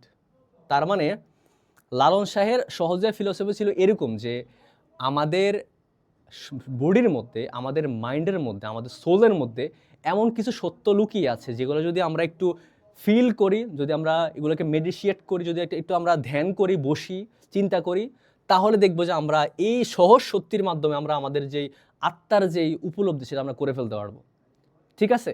সো সহজে ফিলোসফি যদি আমরা একবারে বলতে পারি সেটা হচ্ছে যে আমরা আমাদের সোল এবং বডির মধ্যে যেসব সহজ সত্যিগুলো আছে এগুলো যদি আমরা একটু রিয়েলাইজ করি, তাহলে আমরা আমাদের আত্মার যে অর্জন বা আত্মার যে অ্যাচিভমেন্ট বা আত্মার যে অ্যাটেইনমেন্ট, এটাকে আমরা at the end of the day আমরা এটাকে অ্যাচিভ করতে পারবো। দেখো নট আউটসাইড, দেখো উনি কিন্তু বারবার বলছে যে আমাদের আত্মার, আমাদের যেই আত্মার যে আমরা যে সত্যের যে খোঁজ করি এটা কিন্তু আমাদের বডির ভিতরে আছে, এটা কিন্তু আমাদের বডির বাইরে না। কারণ কেউ যদি তার বডির দিকে লক্ষ্য করে তাহলে সে দেখতে পারবে যে সৃষ্টিকর্তা তার বডির মধ্যে এত এত পরিমাণে কি বলছে এটাকে, এত এত পরিমাণে কন্ট্রিবিউট করছেন যে তার আসলে সারা জীবন তার প্রতি কৃতজ্ঞ থাকা উচিত, এবং এটা সে কোনোভাবে সে এটাকে ফিল করতে পারবে না যে কোনো একটা কিছুর মাধ্যমে, হ্যাঁ। সো আমাদের সহজে ফিলোসফিটা কি, যে কোনো একটা মানুষের বডি এবং অন্তরের মধ্যে যে সব সহজ সত্য লুকিয়ে আছে। এখন তুমি দেখবে বলবো যে what is simple truth, simple ট্রুথগুলো কি? যখন তুমি নিজেকে আস্ক করবে যে আমি কেন এখানে, আমাকে এখানে কেন পাঠানো হয়েছে, first of all, then second যে আমি যেখানে আসলাম, আমার পৃথিবীতে আসার পর আমার কার্যক্রম কি হবে, সেকেন্ড, থার্ড যে আমি যেসব কার্যক্রম এখন করতেছি এগুলার একটা সার্টেন অ্যামাউন্ট অফ টাইম পরে গিয়ে আমার কার্যক্রমগুলোর এফেক্ট হিউম্যানিটির মধ্যে বা সোসাইটির মধ্যে কি হবে। সো এইসব সিম্পল কোশ্চেনগুলো তোমরা লক্ষ্য করবে যে আমাদের ইব্রাহিম আলাইহিস সালাম যখন তার বংশের মধ্যে ছিলেন তখন তারা সবাই তোমার হচ্ছে মূর্তি পূজা করতো, তাই না? তো উনি শুরুর দিকে কী করছিলেন, উনি তোমার হচ্ছে যে উনি যখন বের হতেন তখন দেখতেন যে সূর্য তোমার হচ্ছে চারোদিকে আলোকিত করে আছে, পুরা সূর্য নিভে গেলে রাত হয়ে যায়, সূর্য উঠলে দিন। উনি ভাবলেন আরে এটা তো সর্বশক্তিমান, তার মানে উনি ভাবলেন যে তুমি আমার প্রবাস থেকে। তো at the end of the day তিনি কী করছেন, তিনি আল্লাহকে খুঁজে পাইছেন।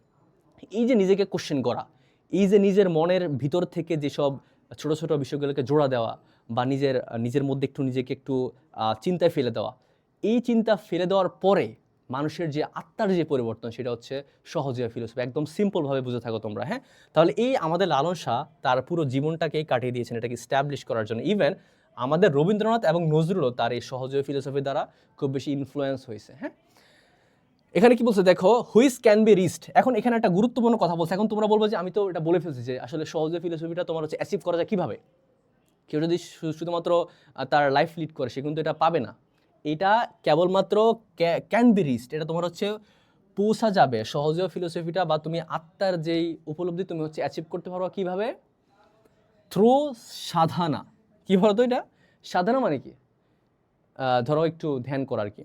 এখানে দেখো মেডিটেশন বলা আছে, মেডিটেশন তার মানে সহজে ফিলোসফি হচ্ছে আমাদের, একদম সিম্পলি বলি আমি, সহজে ফিলোসফি হচ্ছে আমাদের মন, আমাদের দেহের মধ্যে যেসব সাধারণ সত্যগুলো আছে, simple truth, not complex truth, যে সিম্পল ট্রুথগুলো আছে ওগুলাকে ধ্যান এবং সাধনার মাধ্যমে বসে ওগুলাকে যখন আমরা ফিল করতে পারবো তখন আমাদের পৃথিবীর সূত্র, আমাদের পৃথিবী আসার কারণ, আমাদের স্রষ্টার প্রতি আমাদের যে কৃতজ্ঞতা, সবগুলোকে আমরা সমীকরণ মিলাতে পারবো at the end of the day. So এই হচ্ছে তোমার কী বলে এটাকে, সহজিয়া ফিলোসফি, যেটা হচ্ছে আমাদের বডির ভিতরে আছে। এটার জন্য আমাদেরকে বাইরে কোথাও খোঁজ করতে হবে না। অনেক সময় আমরা একটা বিষয়কে ওই যে বলছিলাম না যে খুব বেশি সার্চ করি বাট আমরা কিছুই মিলাতে পারি না, কি পরে দেখা যায় যে ওই বিষয়টা আমাদের খুব কাছেই ছিল। সো এরকম একটা বিষয় আর কি। তো তাহলে সহজিয়া ফিলোসফি কি, যে আমাদের মন এবং দেহের মধ্যে যে সিম্পল ট্রুথগুলো আছে ওই সিম্পল ট্রুথগুলোকে একটু রিয়ালাইজ করা through Sadhana and meditation. Okay, many of his disciple, দেখো ডিসিপল অর্থ কী বলছিলাম, শিষ্য। মেনি অফ হিজ ডিসিপলস, তার কিছু শিষ্য অলসো বিকেম, তারাও হয়ে যায় ফেমাস, বিখ্যাত, হ্যাঁ, বা পপুলার। তার মানে তার আশেপাশে যার যেগুলা মেজর শিষ্য ছিল, লালন শাহের যেগুলা মেজর শিষ্য ছিল, বা ধরো থাকে না যে খুব বেশি কাছের শিষ্য, তারাও একসময় গিয়ে ফেমাস হয়ে যায়। কেন? ফর দেয়ার সং, তাদের গানের জন্য।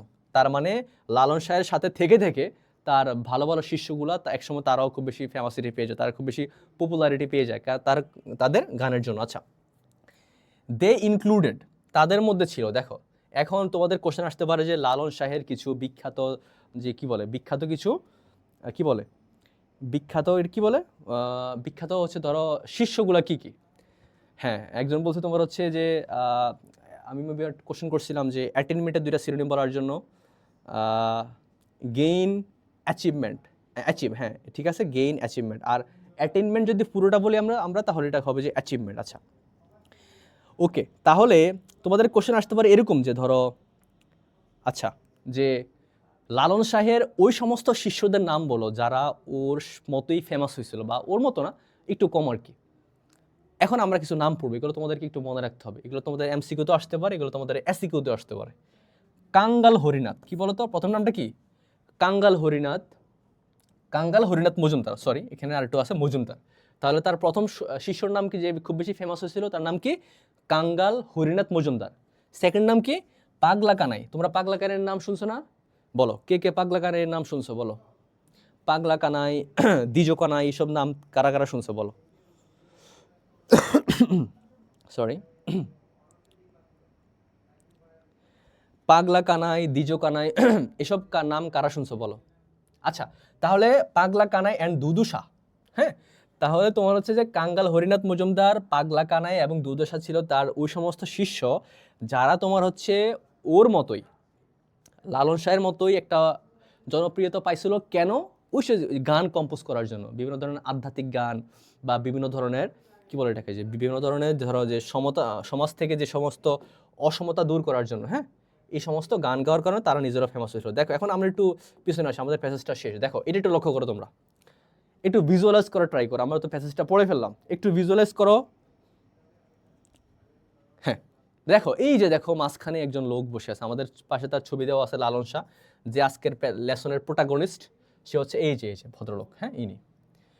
তো এখানে তোমার হচ্ছে উনি একটা আশ্রম গড়ে তুলছিল, কোথায় আমরা পড়ছিলাম? কুষ্টিয়া জেলার চেউড়িয়াতে। কোথায় বলো তো? চেউড়িয়াতে। আচ্ছা, তো এখানে দেখা যাচ্ছে যে তোমার আমাদের নজরুল এবং রবীন্দ্রনাথ তার যে আইডিয়া, তার যে ফিলোসফি, তারা খুব বেশি ইনফ্লুয়েন্স হয়েছিল, বোঝা গেছে।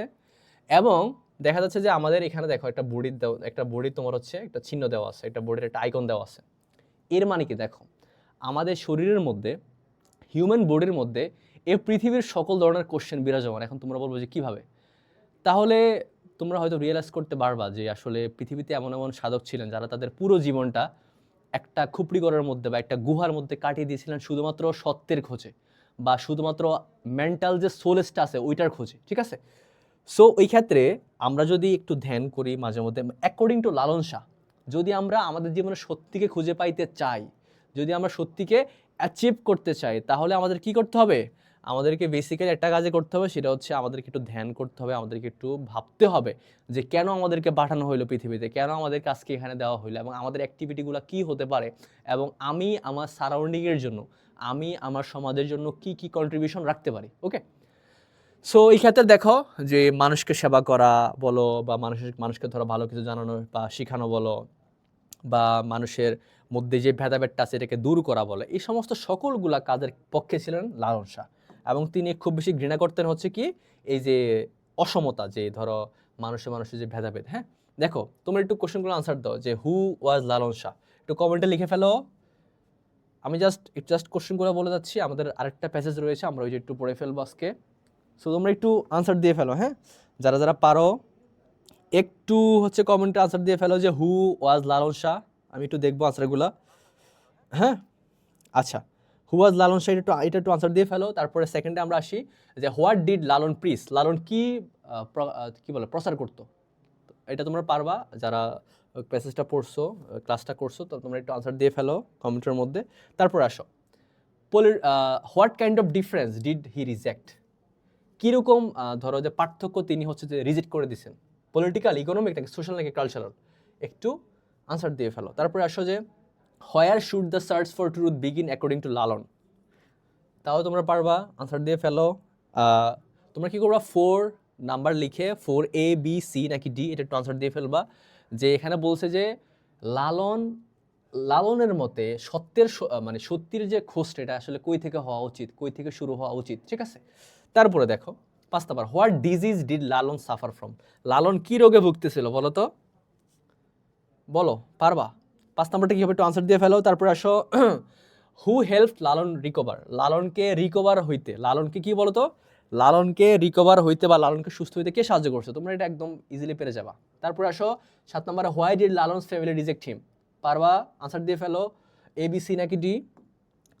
Where did Lalon establish his আখড়া, লিখে ফেলো, কলকাতা ঢাকা নাকি কুষ্টিয়া লিখে ফেলো। তারপর আসো which instrument was used in Lalon song, দেখো খুব বেশি ভালো বলছেন এটা, তার শিষ্যরা কোন বাদ্যটা বাজাইতো বলো তো, গিটার পিয়ানো একতারা নাকি ভায়োলিন বলো। তারপরে 10 হু ওয়ার ইনফ্লুয়েন্সড বাই লালন, দেখছো প্রত্যেকটা কি পয়েন্ট থেকে তোমাকে কোশ্চেন করবে, প্রত্যেকটা কি পয়েন্ট থেকে তোমাকে কোশ্চেন করবে। তুমি যদি প্যাসেজটাকে একটু ফিল করতে পারো, যদি একটু ফিল করতে পারো তাহলে দেখবা তুমি এটাকে ভালো মতো করে রিয়েলাইজ করতে পারো, কোনো সমস্যা হবে না। আচ্ছা এবার আমরা একটু আমাদের নেক্সট লেসনে চলে যাই, আসো।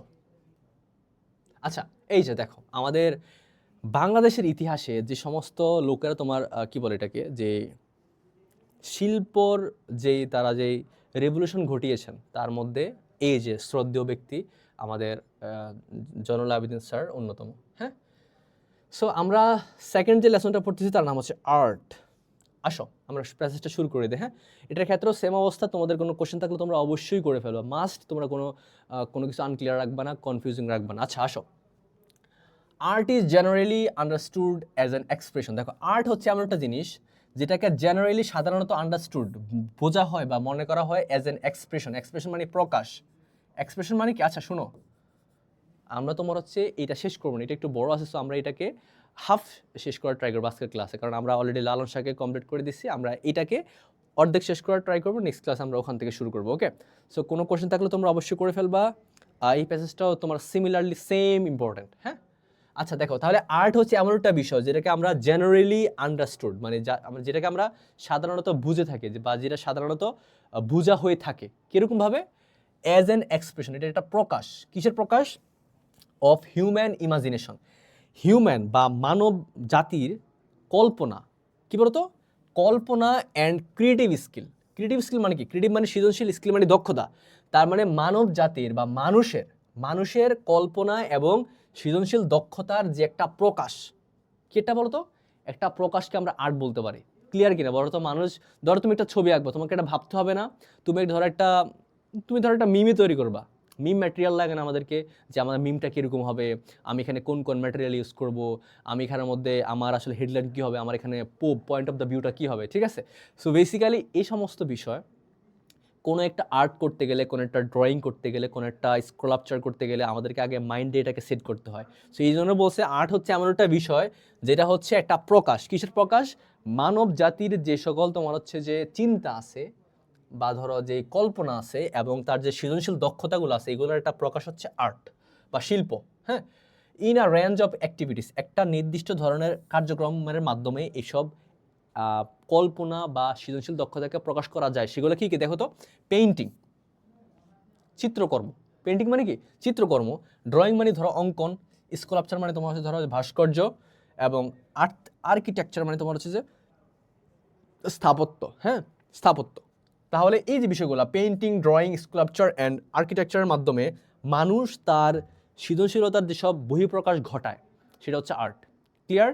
এতটুকু জানলে তোমাদের জন্য এনাফ, এত কমপ্লেক্স করা যাবে না।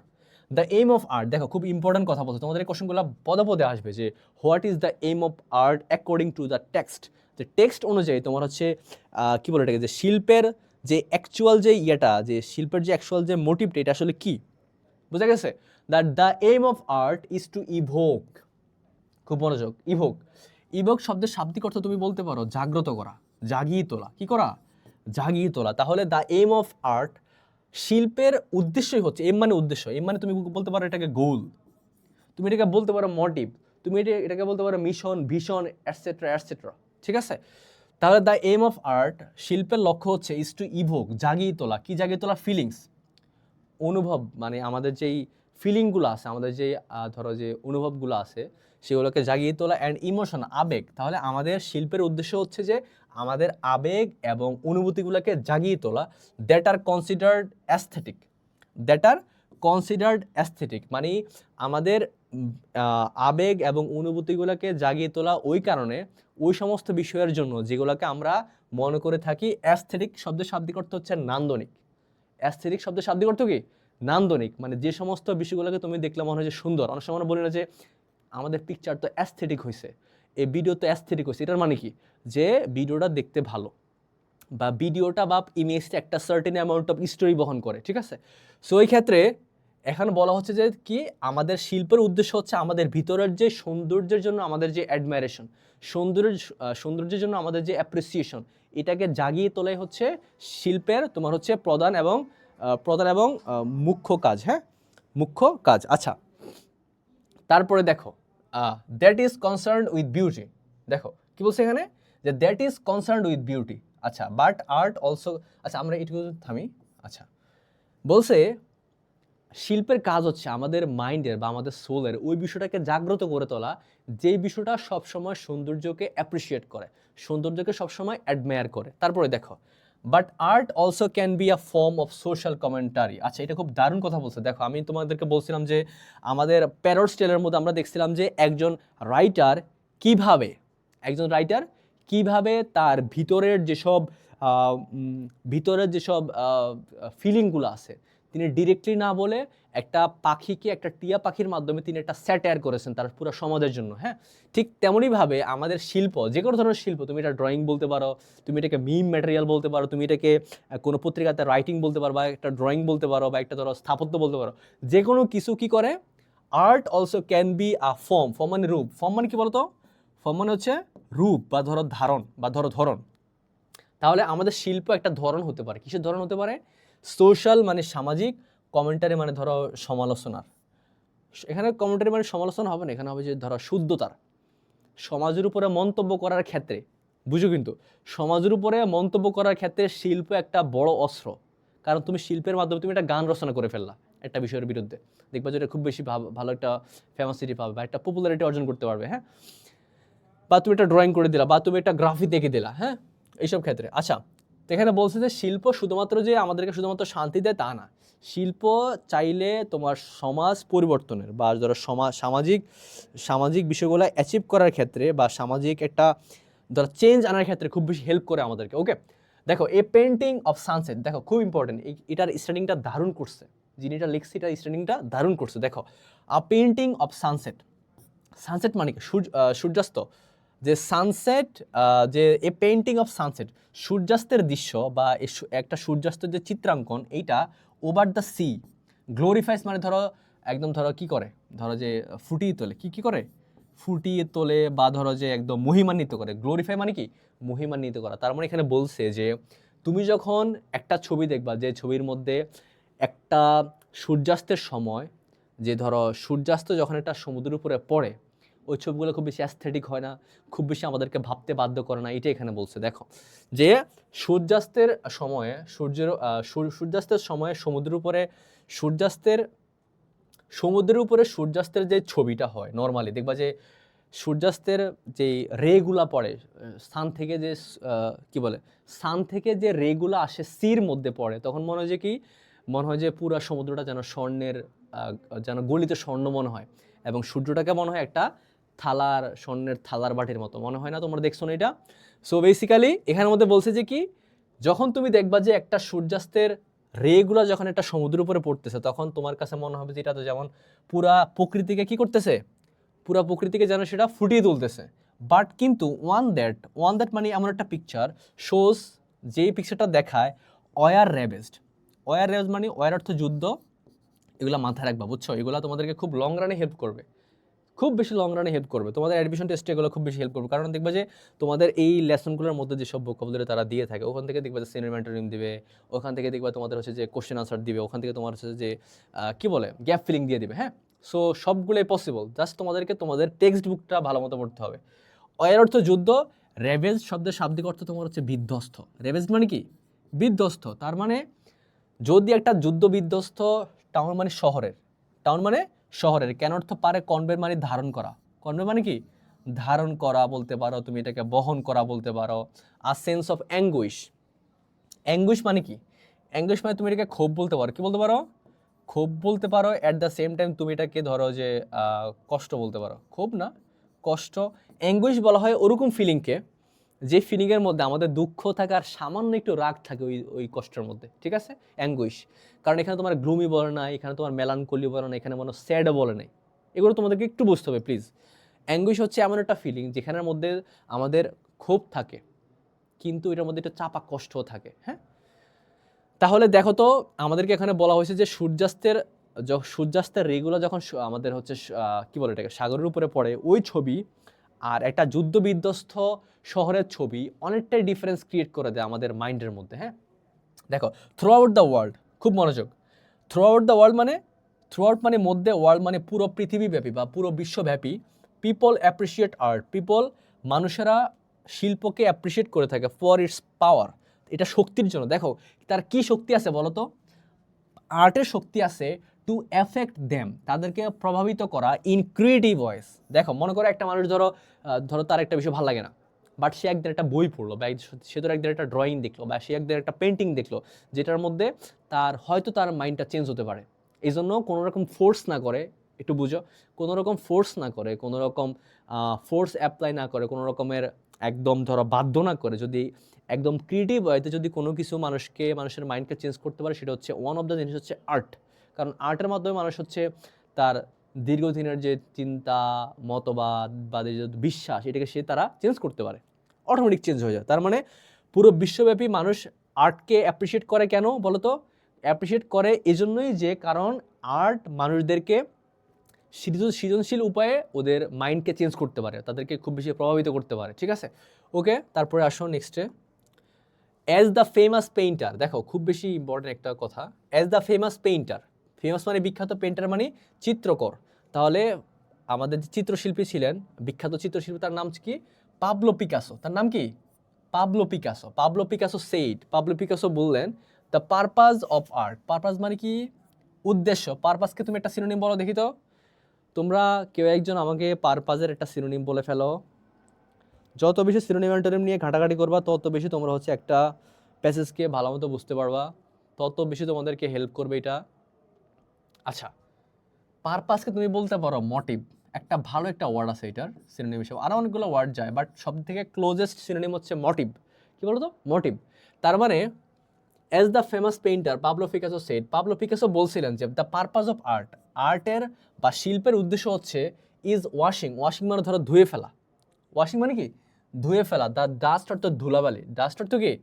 দেখো সে কত গুরুত্বপূর্ণ একটা কথা বলছে, একটু রিয়েলাইজ করা ট্রাই করো যে দ্য পারপাস অফ আর্ট, শিল্পের উদ্দেশ্যই হচ্ছে কি করা?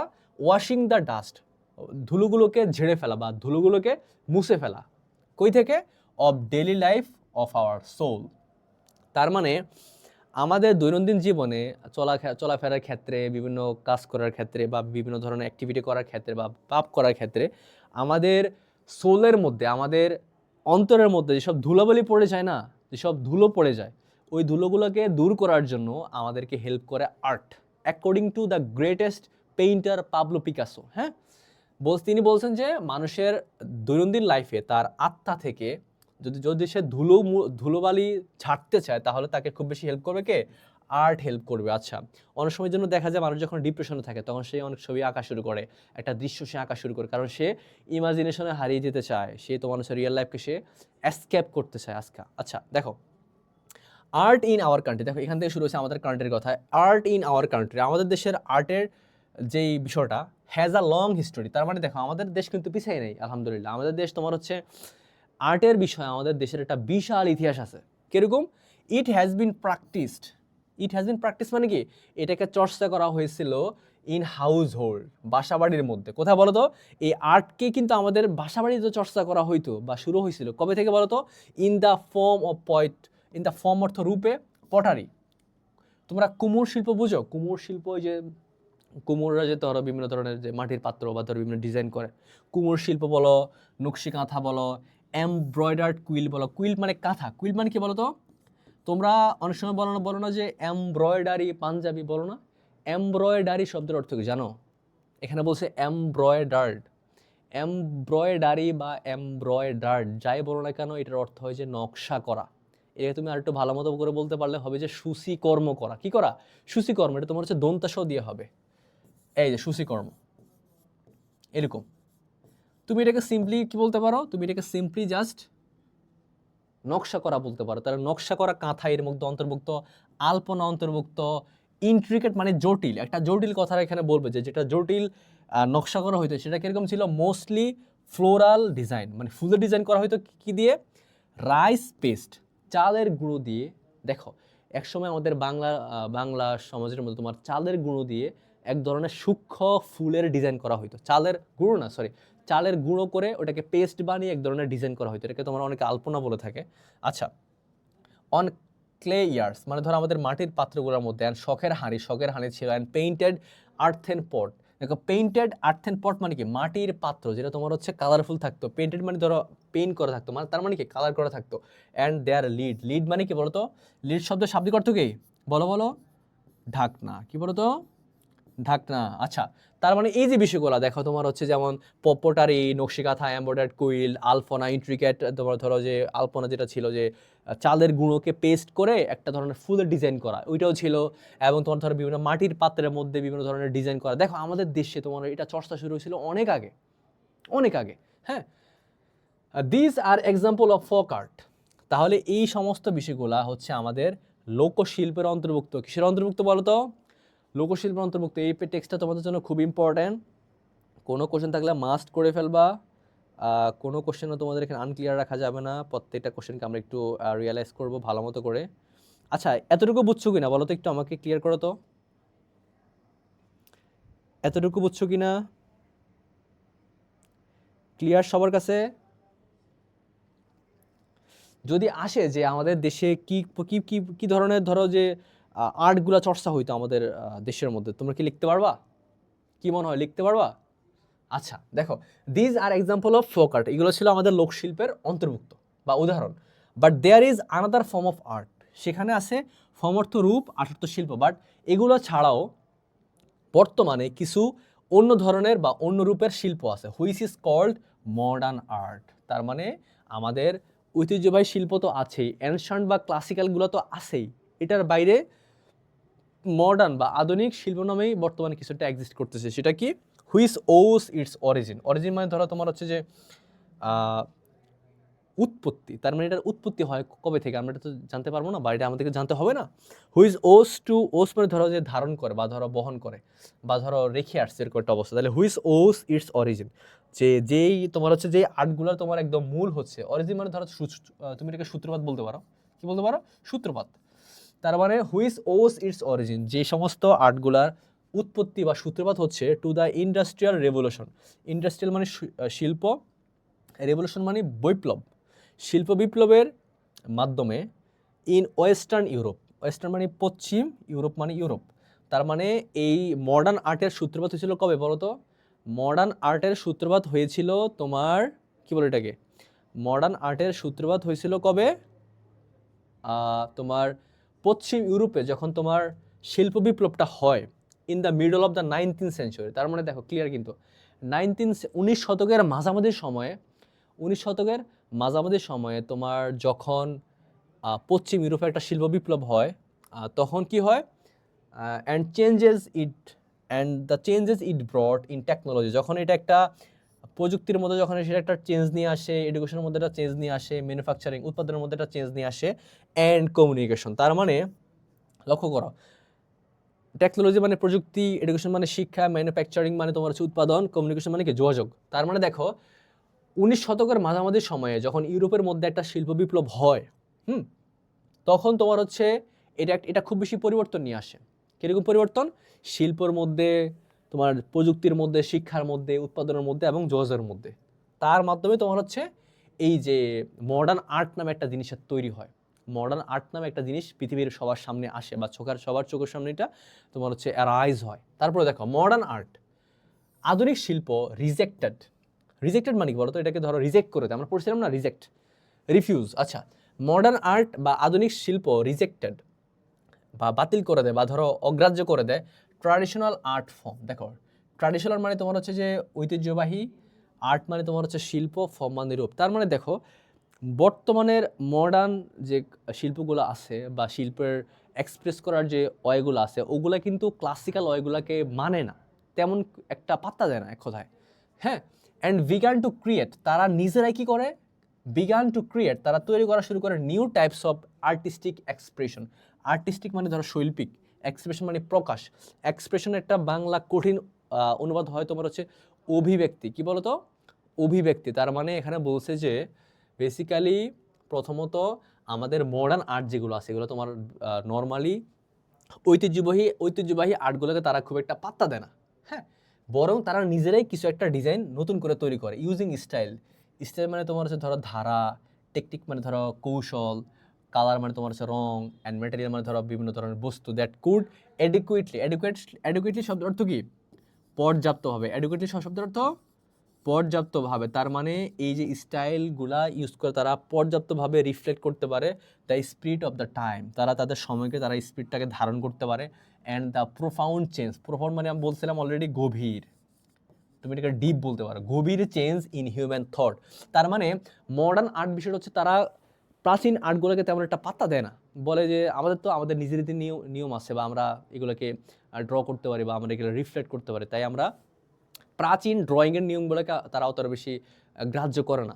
তারা নিজেরাই চায় নতুন সময়কে ধারণ করার জন্য, নতুন বিষয়গুলোকে অ্যাপ্লাই করার জন্য, নতুন বিষয়গুলোকে আর্টের মাধ্যমে ফুটিয়ে তোলার জন্য, রিফ্লেক্ট করার জন্য। ঠিক আছে, তারপর দেখো the beginning of modern art. Modern art মানে কি, আধুনিক শিল্প। তার মানে দ্য বিগিনিং অর্থ শুরুটা বা ধরো একদম প্রারম্ভিকতা বা ধরো আরম্ভ। The beginning of modern art, modern আর্টের যে প্র্যাকটিস চর্চা, তাহলে মডার্ন আর্টের চর্চা ইন আওয়ার কান্ট্রি এটা শুরু হয়। তার মানে আমাদের দেশে আধুনিক শিল্পের চর্চা শুরু হয় ফ্রম 1948। কবে থেকে বলো তো, 1948 কত, 1948 সাল থেকে তোমার হচ্ছে আমাদের দেশে কি কি করা শুরু হয় বলো তো, মডার্ন আর্ট বা আধুনিক শিল্পের যে চর্চাটা ওইটা করা শুরু হয়ে থাকে। হ্যাঁ, তারপরে দেখো when the great artist, great মানে কি, মহান, আর্টিস্ট মানে শিল্পী, জয়নুল আবেদিন। জয়নুল আবেদিন স্যার 1914 থেকে 1976 with the help of some colleagues. দেখো খুবই বেশি ইম্পর্টেন্ট। তার মানে আমাদের যে জয়নুল আবেদিন স্যার আছেন তিনি তার কিছু কলিগ, কলিগ অর্থ কি, সহকর্মী, কলিগ অর্থ সহকর্মী। তার মানে তিনি তার কিছু সহকর্মী নিয়ে সেট আপ মানে কি, সেট আপ মানে প্রতিষ্ঠা করা, সেট আপ মানে প্রতিষ্ঠা করেন। তাহলে তিনি প্রতিষ্ঠা করেন, কি প্রতিষ্ঠা করেন, অ্যান ইনস্টিটিউট, একটা প্রতিষ্ঠান অফ আর্ট। তিনি আর্ট নিয়ে কাজ করার জন্য একটা প্রতিষ্ঠান তৈরি করেন ইন ঢাকা। তার মানে তিনি তিনি ঢাকার মধ্যে আর্ট নিয়ে কাজ করার জন্য একটা প্রতিষ্ঠান তৈরি করেন। নাও দেখো খুব বেশি ইম্পর্টেন্ট এটা, now the faculty of fine art university of Dhaka. তার মানে বর্তমানে জয়নুল আবেদিন স্যারের তৈরি করা ওই ইনস্টিটিউট অফ আর্টটাই হচ্ছে বর্তমানে ঢাবির যে ফ্যাকাল্টি অফ ফাইন আর্টস।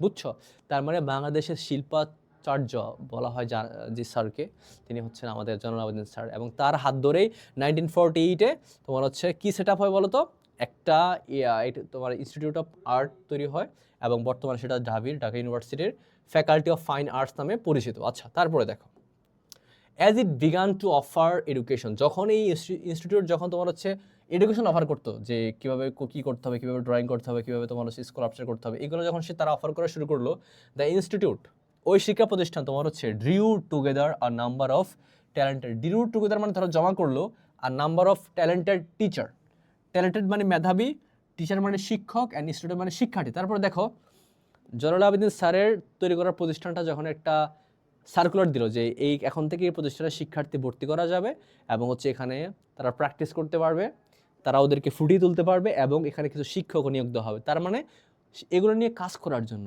শিক্ষকও হয়ে গেল, ছাত্রও হয়ে গেল। হু কন্ট্রিবিউটেড, দেখো কন্ট্রিবিউট মানে কি, এই সমস্ত ছাত্র এবং শিক্ষক উভয়ই তোমার হচ্ছে কন্ট্রিবিউটেড মানে কি, ধর এটা কী বলেছে, ধরো অবদান রাখছিল to the development of modern art. তার মানে তার এইসব শিষ্যরাও তার আধুনিক শিল্প উন্নয়নে ডেভেলপ করার ক্ষেত্রে খুব বেশি এফেক্ট ফেলছিল বা খুব বেশি হচ্ছে তোমার কন্ট্রিবিউশন রাখছিল। হ্যাঁ, অলমোস্ট ফ্রম স্ক্র্যাচ, দেখো এটা একটু মনে রাখবো তোমরা, ফ্রম স্ক্র্যাচ মানে ধরো ফ্রম জিরো, ফ্রম স্ক্র্যাচ মানে কি, ফ্রম জিরো। তার মানে একটা শূন্য থেকে একটা প্রতিষ্ঠান বাংলার বুকে শিল্পের যেই রেভলিউশনটা শুরু করছিল স্যার জয়নুল আবেদিনের হাত ধরে। ঠিক আছে, এবং তার ওই প্রতিষ্ঠানটাই আজকে তোমার হচ্ছে ঢাবির ইনস্টিটিউট অফ ফাইন আর্ট। আচ্ছা, but within a decade, but গত এক দশকের মধ্যে বা এক দশকের মধ্যে আর্টিস্ট ওয়ার রিফ্লেক্টিং, আর্টিস্ট মানে শিল্পীরা ওয়ার রিফ্লেক্টিভ মানে ধরো তোমার তুলে ধরতেছিল মোস্ট রিসেন্ট ট্রেন্ড। রিসেন্ট মানে সাম্প্রতিক, ট্রেন্ড মানে ধরো ধারা। ট্রেন্ড মানে কি? ধারা, ধারা, ধারা। হ্যাঁ, আর স্টাইল মানে কি? স্টাইলের বাংলা কি জানো? স্টাইলের বাংলা হচ্ছে শৈলী। কি বলো তো? শৈলী। তাহলে ধারা এবং শৈলীর মাধ্যমে in their work such as expressionism and abstract expressionism. আচ্ছা, এক্সপ্রেশনিজম এবং অ্যাবস্ট্রাক্ট এক্সপ্রেশনিজম তোমাদের কাছে একটু কমপ্লেক্স লাগতে পারে, বাট তোমরা একটু ইজিলি মনে রাখবে এভাবে যে মানুষের হিউম্যান মাইন্ড যেটা যখন যেটা চায়, ধরো আজ থেকে 100 বছর আগে যেরকম মানুষের প্রত্যাশা ছিল মানুষের সোসাইটির প্রতি বা মানুষের সারাউন্ডিংয়ের প্রতি, এখন হয়তো ওর অনেক চেঞ্জ হয়ে গেছে। সো এইসব ক্লাসিক্যাল বিষয়কে ফলো না করে যখন যে মানুষের যেটাই করতে ভাল লাগে বা ধরো যেটাই তার মাথায় ঘুরপাক খায় বা তার আশেপাশের সমাজের মধ্যে যেটা কাজটা করলে ভালো হবে, ওইটাকে যখন সে প্রকাশ করে ফেলে কোনো প্রকারের হেজিটেশন ছাড়াই, সেটা হচ্ছে এক্সপ্রেশনিজম। এবং অ্যাবস্ট্রাক্ট এক্সপ্রেশনিজম হচ্ছে ধরো যে একটা অ্যাবস্ট্রাক্ট আইডিয়া, ধরো লাভ, হেট, ধরো যে ধর্মীয় বিশ্বাস বা ধরো যে সততা বা ধরো যে কী বলে এটাকে, ধরো যে ভদ্রতা, এই সমস্ত বিষয়গুলো তোমার হচ্ছে ফুটিয়ে তোলা যায় কীভাবে, বা সমাজের যে ইথিক্যাল কোড অফ কন্ডাক্টটা আছে যেটা এক্সিস্ট করে ওইটাকে আর একটু পলিশ করা যায় কীভাবে, এই সমস্ত বিষয়গুলো নিয়ে আমাদের মডার্ন আর্টিস্টরা কাজ করা শুরু করে দিছে একদম গত এক দশক ধরে। হ্যাঁ, while maintaining a close contact with the tradition of folk art. While maintaining, এবং তারা এই কাজটা করতে গিয়ে তারা মেনটেন করতো কি, আ ক্লোজ কন্ট্যাক্ট, একটা খুব বেশি ভালো সম্পর্ক উইথ দ্য ট্র্যাডিশন, অর্থ ঐতিহ্য অফ ফোক আর্ট। তার মানে তারা যখন এই কাজগুলো করতো, তার মানে আমাদের শিল্পীরা যখন এই যে আমাদের শিল্পীরা যখন তোমার এই বিভিন্ন বিষয় নিয়ে ট্রেন্ড ফলো করে বিভিন্ন স্টাইল ফলো করে কাজগুলো করতো, তখন থেকে তারা হচ্ছে কি করতো, তারা কিন্তু আমাদের ঐতিহ্যবাহী যে শিল্পটা ওটাকে হয়তো তারা বেশি ফলো করতো না, বাট এটার সাথে তারা একটা সম্পর্ক বজায় রাখতো যে আগের শিল্প কীরকম ছিল, বর্তমানে তোমার সমাজের বা বর্তমানে দেশের চাহিদাটা কোন জায়গায়, ওই অনুযায়ী আর্ট করা, ওই অনুযায়ী তোমার হচ্ছে এটাকে রিফ্লেক্ট করে তোলা, বা ওই অনুযায়ী তোমার হচ্ছে স্কাল্পচার তৈরি করা। আচ্ছা, তারপরে দেখো, Zainul had earned all India fame for his famine sketches. দেখো, জয়নুল মানে আমাদের জয়নুল স্যার, হ্যাড আর্ন, তিনি ধরো যে কি বলেন, তিনি হচ্ছে কি বলে এটাকে, তিনি অর্জন করেন। জয়নুল হ্যাড আর্ন, তিনি অর্জন করেন অল ইন্ডিয়া ফেম মানে খ্যাতি, ফর হিজ ফেমাইন স্কেচ। দেখো, ফেমিন মানে দুর্ভিক্ষ, ফেমিন মানে কি দুর্ভিক্ষ, স্কেচ মানে কি ধরো স্কেচ তুমি বলতে পারো ছবি, বা ধরো যে অঙ্কন। হ্যাঁ, তার মানে দুর্ভিক্ষের জন্য জয়নুল স্যার যেসব ছবি বা স্কেচ এঁকেছিলেন ওইগুলা তাকে পুরো ইন্ডিয়াতে, মানে পুরা ইন্ডিয়ানের সাবকন্টিনেন্টের মধ্যে তাকে একটা ফেম এনে দেয়।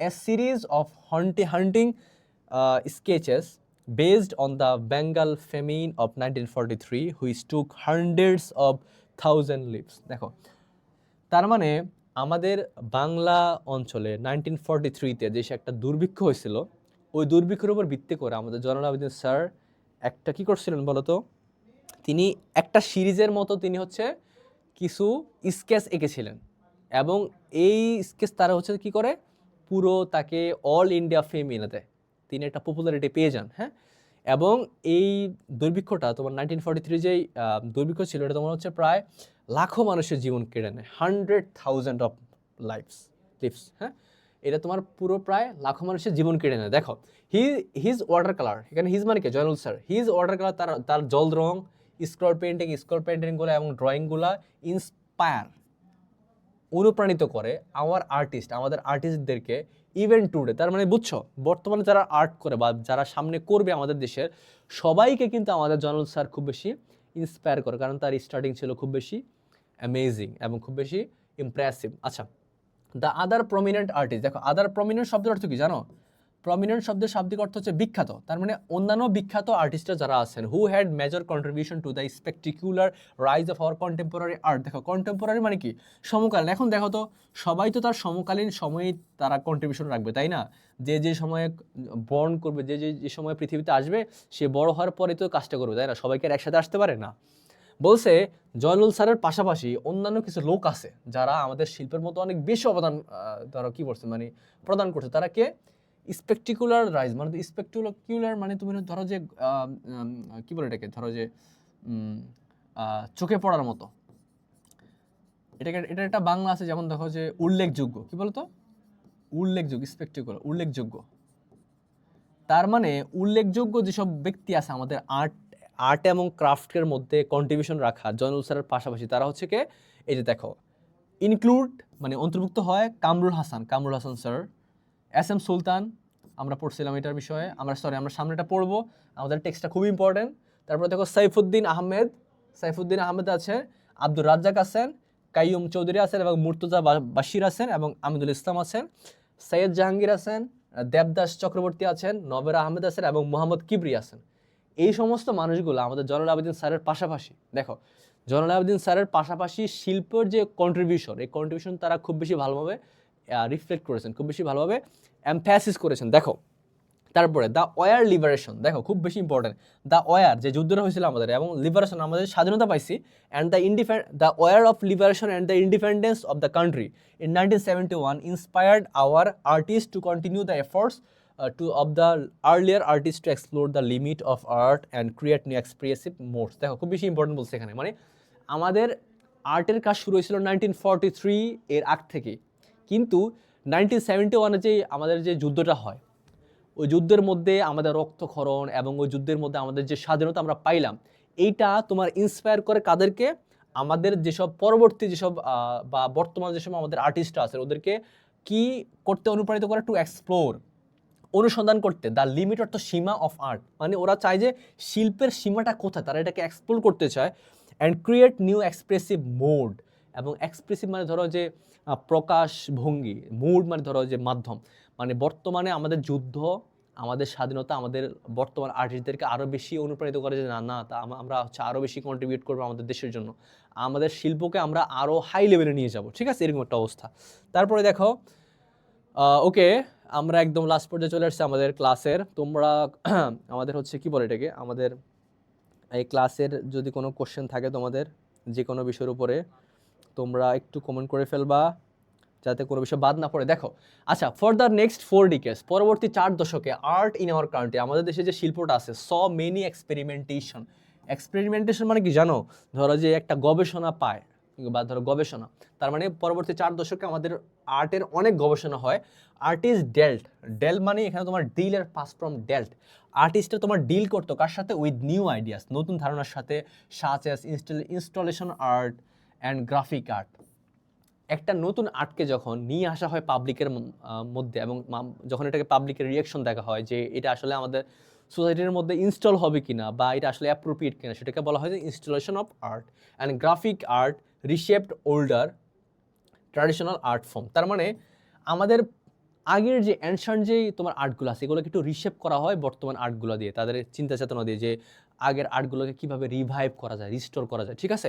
ইফ ইউ ভিজিট, তোমাকে বলছে তুমি যদি কখনো ভিজিট করো এনি আর্ট গ্যালারি, কোনো আর্ট গ্যালারিতে, অর অ্যান আর্ট এক্সিবিশন, কোনো এক্সিবিশন মানে কি প্রদর্শনী, তুমি এটা একটা সিনোনিম বলতে পারো, ডিসপ্লে, ইউ উইল ফাইন্ড, তুমি পাবে, হাউ আওয়ার আর্ট, কীভাবে আমাদের শিল্প রিফ্লেক্ট মানে প্রভাবিত করে আওয়ার চেঞ্জিং রিয়ালিটিস, আমাদের পরিবর্তনশীল বাস্তবতাকে, চেঞ্জিং মানে পরিবর্তনশীল রিয়ালিটিস মানে বাস্তবতাকে। তাহলে তুমি দেখতে পাবা যে শিল্প আমাদের পরিবর্তনশীল বাস্তবতাকে কিভাবে কি করে, রিফ্লেক্ট করে, কোন ওয়েতে, in fascinating and insightful way মানে উপায়। তার মানে তুমি যদি একটু কোনো আর্ট গ্যালারি বা তুমি যদি কোনো হচ্ছে এটা কি বলে, তুমি যদি কোনো আর্ট গ্যালারি বলো বা তুমি যদি কোনো একটা আর্ট এক্সিবিশনে বা আর্ট ডিসপ্লেতে ভিজিট করো কোনো সময়, তাহলে তুমি দেখতে পাবা যে আমাদের চেঞ্জিং রিয়েলিটি, আমাদের যে পরিবর্তনশীল যে বাস্তবতাগুলো আছে, এইটাকে কিভাবে আর্ট ম্যানিপুলেট করে বা রিফ্লেক্ট করে, ফ্যাসিনেটিং, চটুল এবং ধরো খুব বেশি উপলব্ধিভাবে, যে আমরা একটা উপলব্ধি পাই যে আসলে আজ থেকে 60-70 বছর আগে এই মাটির পাত্রে এই ডিজাইন করা হতো, বা আজ থেকে 100 বছর আগে একটা মাটির কয়েনের মধ্যে অমুক রাজার মূর্তি বসানো হতো, ঠিক আছে।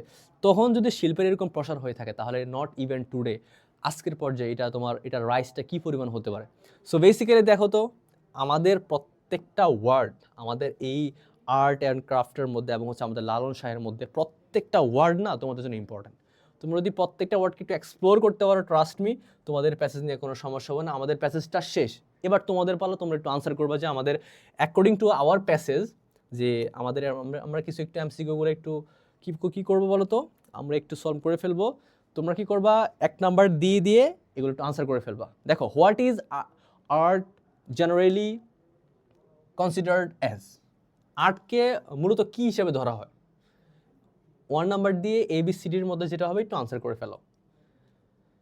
ঠিক আছে, একদমই সহজ, আমাদের টেক্সট থেকে করা এগুলা তোমরা পারবা ইজিলি। তোমাদের MCQ SCQ এর মধ্যে তোমাদেরকে খুব বেশি হেল্প করবে যদি তোমরা একটা ক্লিয়ার কাট আইডিয়া রাখতে পারো। হ্যাঁ, তারপরে আসো B নাম্বারের মধ্যে, what is the main aim of art? আমরা এটা শুরুতে পড়ে ফেলছিলাম যে কেন আমাদের আর্টের মোটিভটা কি, আমাদেরকে নিয়ে আর্টের মোটিভটা কি আমরা পড়ছিলাম না?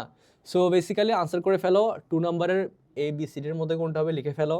তারপর 3rd নাম্বার আসো, what can a war ravaged painting express? বলছে একটা যুদ্ধ বিধ্বস্ত শহর আমাদের মনের মধ্যে কিরকম পিকচার ক্রিয়েট করতে পারে বলো তো? কিরকম পিকচার ক্রিয়েট করতে পারে? হ্যাপিনেস, জয়, অ্যাঙ্গুইশ নাকি পিস? আনসার করে ফেলো। তারপর আসো, what is an example of folk art?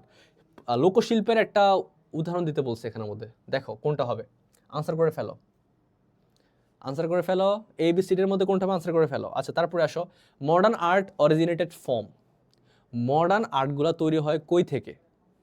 Asia, Africa, Europe, নাকি তোমার হচ্ছে যে কি বলে এটাকে আমেরিকা থেকে? বলো বলো, একদম মুখস্থর মতো হয়ে গেছে না ক্লাসটা করতে করতে? When did modern art begin in Bangladesh? 1990 নাকি 1948 নাকি 1971 নাকি 2000? বলো কোনটা হবে, একদম easily. Who founded the art institute in Dhaka? Dhaka ইউনিভার্সিটির বর্তমান যে ফাইন ইনস্টিটিউট অফ আর্ট, এটা আসলে মূল ইস্টাবলিশ করেন কে? তার নামটা কি বলো তো? পিকাসো, জয়নুল আবেদিন, নাকি ট্যাগর, নাকি নজরুল? বলে ফেলো। তারপরে 8 নম্বরে, what made Zainul Abedin famous? কেন বলো তো, কেন তাকে ফেমাস করছিল? বলো, অয়েল পেন্টিং নাকি স্কেচেস নাকি স্কাল্পচার নাকি আর্কিটেকচার? বলো, একদম ইজি। জাস্ট 8 নাম্বার দিয়ে ABCDর মধ্যে কোনটা হবে একটু লিখে ফেলো জাস্ট কমেন্ট বক্সে। 9 নাম্বার আসো, হোয়াট ইন্সপায়ার্ড আর্টিস্ট ইন 1971? বলো। তারপরে আসো, what do modern artist experiment with? এটা একটু আনসার দিয়ে ফেলো। Old traditional form, old method, নাকি নিউ আইডিয়াস অ্যান্ড স্টাইল, নাকি অনলি ফোক আর্ট? বলো, যেটা মনে হয় তোমাদের কাছে according to our text, just answer করে ফেলো। হ্যাঁ, ওকে, আমরা আমাদের ক্লাসের একদম শেষ পর্যায়ে। এবার আমরা একটু ফ্ল্যাশব্যাক করব। কি করবো বলো তো? ফ্ল্যাশব্যাক করবো। আমি তোমাদেরকে আগেও বলছি যে প্রত্যেকটা প্যাসেজ না তোমরা একটু বুঝে বুঝে পড়বা। কখনোই তোমরা ওই যে গাইড থেকে যে বাংলা অনুবাদ দেওয়া থাকে তোমরা এটাকে পড়তে যাও না, এটা মনে থাকবে না, ওয়েস্ট অফ টাইম। এবং তোমাদের এই ক্লাসের জন্য পড়ার সিস্টেম এভাবে না, ঠিক আছে? আচ্ছা, আসো তো একটু ব্যাকে যাই আমরা।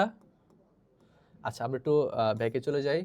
ব্যাকে বলতে আমাদের জয়নুল আবেদিন স্যারের কাছে আমরা একটু যাই। হ্যাঁ, এই যে আমাদের যে আর্টের বিষয়ে আমরা SM সুলতান নিয়ে পড়বো, আমরা নবের আহমেদকে নিয়েও পড়বো, বাট সবচেয়ে বেশি কন্ট্রিবিউশন আমাদের শিল্পাচার্য জয়নুল আবেদিন স্যার। উনি আমাদের দেশের শিল্পকে অনন্য উচ্চতা নিয়ে গেছেন, এমন যেটার কোনো তুমি তুলনা করতে পারবে না অন্য কারোর সাথে। হ্যাঁ, তো জয়নুল আবেদিন স্যার, ওনার সম্পর্কে আমরা পড়লাম, তার কন্ট্রিবিউশন আমাদের দেশের আর্টের ক্ষেত্রে এটা আনবিলিভেবল, মানে অসামান্য তিনি এটা কাজটা করছেন। আচ্ছা, লালন শাহের যে বিষয়টা, দেখো লালন শাহের বিষয়টা মনে রাখতে হলে তোমাকে দুইটা বিষয় মাথায় রাখতে হবে। প্রথমত, এই ভদ্রলোক তোমার হচ্ছে কখনোই ধর্মীয় যে অসহনশীলতা বা ধর্মীয় যে একটা রিজিডনেস, এটাকে তিনি কখনোই বিলিভ করতেন না। সেকেন্ডলি, লালন শাহ তোমার সবসময় চাইতেন যে সমাজের মধ্যে কোনো বৈষম্যই থাকবে না, সমাজের মধ্যে কোনো বৈষম্যই থাকবে না, সমাজটা থাকবে সবার জন্য সমান, সমাজের সব ফ্যাসিলিটিস, সমাজের সকল সবুজ সুযোগ সুবিধা সব কিছু সবার জন্য সেম থাকবে, ঠিক আছে? তারপরে দেখো যে আমাদের লালন শাহের মধ্যে আমরা পড়ছিলাম যে মানুষের যে সহজিয়া ফিলোসফি, তোমাদের একটা কোশ্চেন আসতে পারে যে হোয়াট ইজ সহজিয়া ফিলোসফি? তোমরা লিখবা যে কীরকমভাবে যে মানুষের শরীরের মধ্যে, বাইরে না কিন্তু, মানুষের শরীর এবং মনের মধ্যে কিছু সিম্পল ট্রুথ আছে। কি আছে? কিছু সিম্পল ট্রুথ আছে, ওইগুলোকে যখন আমরা মেডিটেশন এবং সাধনার মাধ্যমে বের করে আনি বা এগুলোকে যখন আমরা রিয়েলাইজ করি, তখনই আমাদের সত্যের খোঁজটা পরিপূর্ণ হয়। তখনই আমরা বুঝতে পারি যে what is the actual meaning of our life. ঠিক আছে?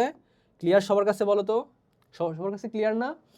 আমাদের লালন শাহের মূল মোটিভটা হচ্ছে উনি তার হুল লাইফটা কাটাইছেন জাস্ট তার সকল ধর্ম বর্ণ নির্বিশেষে, এবং সৃষ্টিকর্তার সাথে মানুষের যে একটা আধ্যাত্মিক সম্পর্ক, এটাকে তিনি সবসময় প্রিজ করে ট্রাই করতেন। কোনো ধরনের রিজিডনেস তিনি পছন্দ করতেন না। এবং ইভেন আমাদের নজরুল এবং রবীন্দ্রনাথ দুজনেই তার যে সহজে ফিলোসফি ছিল ওটা তারা খুব বেশি ইনফ্লুয়েন্স হয়েছেন। ওকে, তাহলে আমাদের দুইটা টেক্সট আজকে আমরা প্রায় শেষ করে ফেললাম। প্রথমটা তোমার হচ্ছে যে লালন শাহ, সেকেন্ডটা তোমার হচ্ছে আর্ট। হ্যাঁ, ধারাবাহিকতা আমরা পরবর্তীগুলো কন্টিনিউ করব। সো আজকে এ পর্যন্তই। তোমরা যারা ক্লাসটা পরবর্তীতে দেখবা, তোমরা একদম শুরু থেকে দেখবা, না টেনে, তাহলে তোমরা এটা রিয়েলাইজ করতে পারবে একদম শুরু থেকে শেষ পর্যন্ত। হ্যাঁ, আর যদি একটু ভালো মতো বুঝতে পারো না, তোমাদেরকে আর কোনো বাংলা অনুবাদ পড়তে হবে না, কোনো কিছুই তোমাদেরকে আর পড়তে হবে না। জাস্ট মাথায় সেট করে রাখবা যে এই পয়েন্টের মধ্যে কী পয়েন্ট হচ্ছে, এগুলো আর একটু নোট ডাউন করে ফেলবা, তাহলে তোমাদের জন্য ইজি হয়ে যাবে। হ্যাঁ, okay. So it's all about Lalon Shah and art. So it's about today. Thank you everyone. যারা ক্লাসটা করছো তোমরা একটু নোট ডাউন করে ফেলবা এবং একটু রিভাইজ দিবা কয়েকদিন পর পরে। হ্যাঁ, ইএফটি হচ্ছে খুব মজার বিষয়। ইএফটি তোমরা যদি একটু রিয়েলাইজ করতে পারো, দেখবে যে প্রত্যেকটা লেসন একটা সার্টেন অ্যামাউন্ট অফ এডুকেশন বা একটা সার্টেন অ্যামাউন্ট অফ মেসেজ ধারণ করে। হ্যাঁ, যেটা আমাদের এভরিডে লাইফের জন্য খুব বেশি ইম্পর্টেন্ট। আচ্ছা, ঠিক আছে, তাহলে আজকে এ পর্যন্তই। তোমরা একটু প্যাসেজগুলোকে একটু রিয়েলাইজ করে পড়ার ট্রাই করবা। অ্যান্ড তোমাদের সবার জন্য শুভকামনা এবং অন্তরস্থল থেকে দোয়া, তোমরা সবাই পড়াশোনাতে ভালো করে একটু মনোযোগী হও। Okay, it's about today. Everyone take care, by.